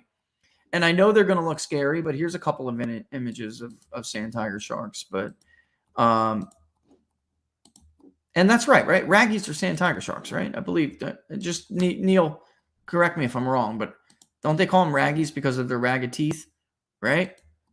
I think so. But yeah, look, they look kind of scary, without a doubt. Look at their teeth. All right, but they don't bite. They're not aggressive. All right. I also came face to face with a mako once. Remember that? That was cool. That was Florida. But it zipped off real quick. I was an idiot. I went swimming at what's Venice Beach or something, or Sarasota. It was Venice Beach. It was Venice, yeah. Ragged tooth shark. Yep. I mean, they're cool. The sand tiger, they get big and they are beautiful, magnificent creatures, but they're not aggressive. I really, again, don't know who has ever been bitten by a sand tiger. I don't think so. Not unless, like I said, it was something outrageous. All right, well, this is the plan. I did grab some of those domains. We're going to put up those designs in full definition so you can see what they look like. And maybe, like I said, we'll put it out there. We'll let you look at it. Maybe we'll do a little survey, see what you guys think, which one wins. I asked Laura. I abide by the winners of all these. That's how Inside the Numbers got its logo. And in addition to that, keep sending ideas about new culture war questions. It's also, by the way, for the Public Polling Project. Share it far and wide. Share, contribute. Zip it around. There is also I think it's time for the Civil War question, which we ask once or two. There are two questions. We ask once a year. I think we're coming up on that now. And I know Tim Pool and others have been talking about national divorce quite a bit. So it would be really relevant if we did this at this juncture. But last year, I believe it was either February or March when we asked about that. So we have a couple of these questions now for the Public Polling Project. We ask once a year. And I'd also like to see how people feel about the economy. Where's the consumer? Where's the consumer? Where is the voter economic confidence index at? Has it improved, really? Because now that the election is over, the St. Louis Fed, all of them can now just admit what we all knew to be the case. We are in a recession. We have been in a recession.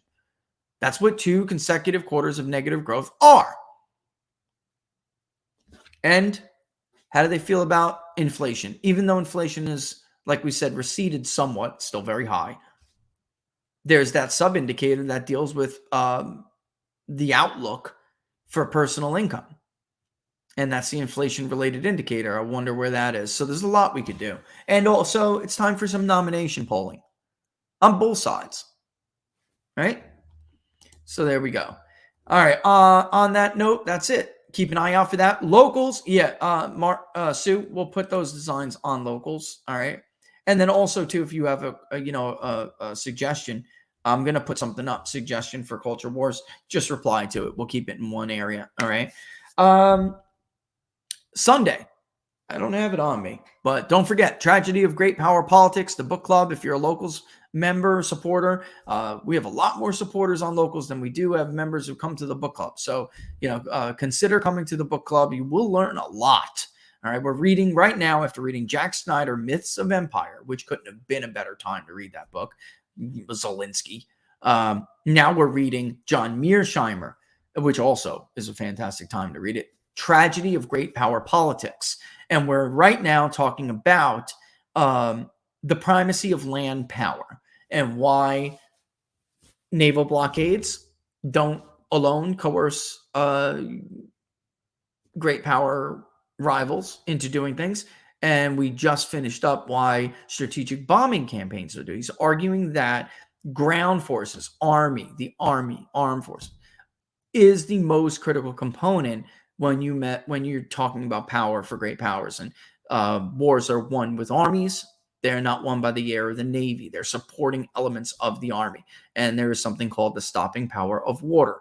It's very cool. This guy, if you haven't heard of him, he absolutely predicted everything that's going on in Eastern Europe right now.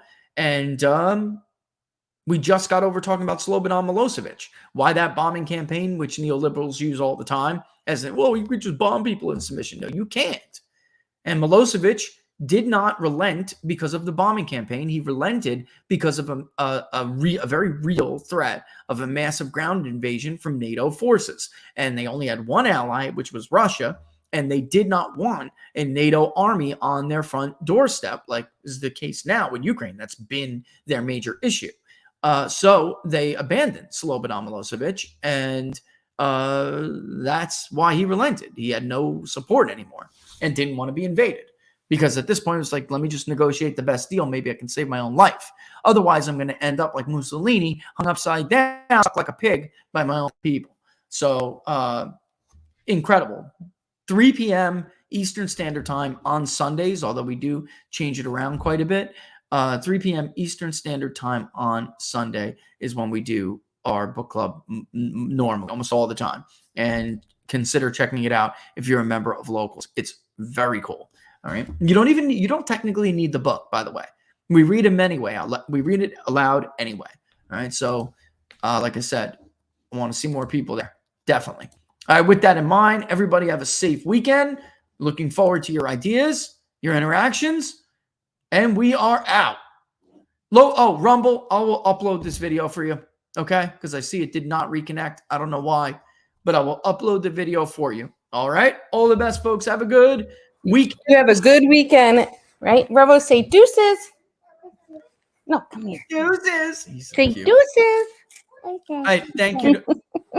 He's eating a Cheeto too. You guys have a great weekend. We love you. We appreciate your support, and be blessed. And don't let anybody steal your sunshine. And thanks for the sponsors. Support the sponsors. The links are all in the description below. BrickhouseNutrition.com, or just go to fieldofgreens.com. Of course, forpatriots.com/TPP for your survival kits.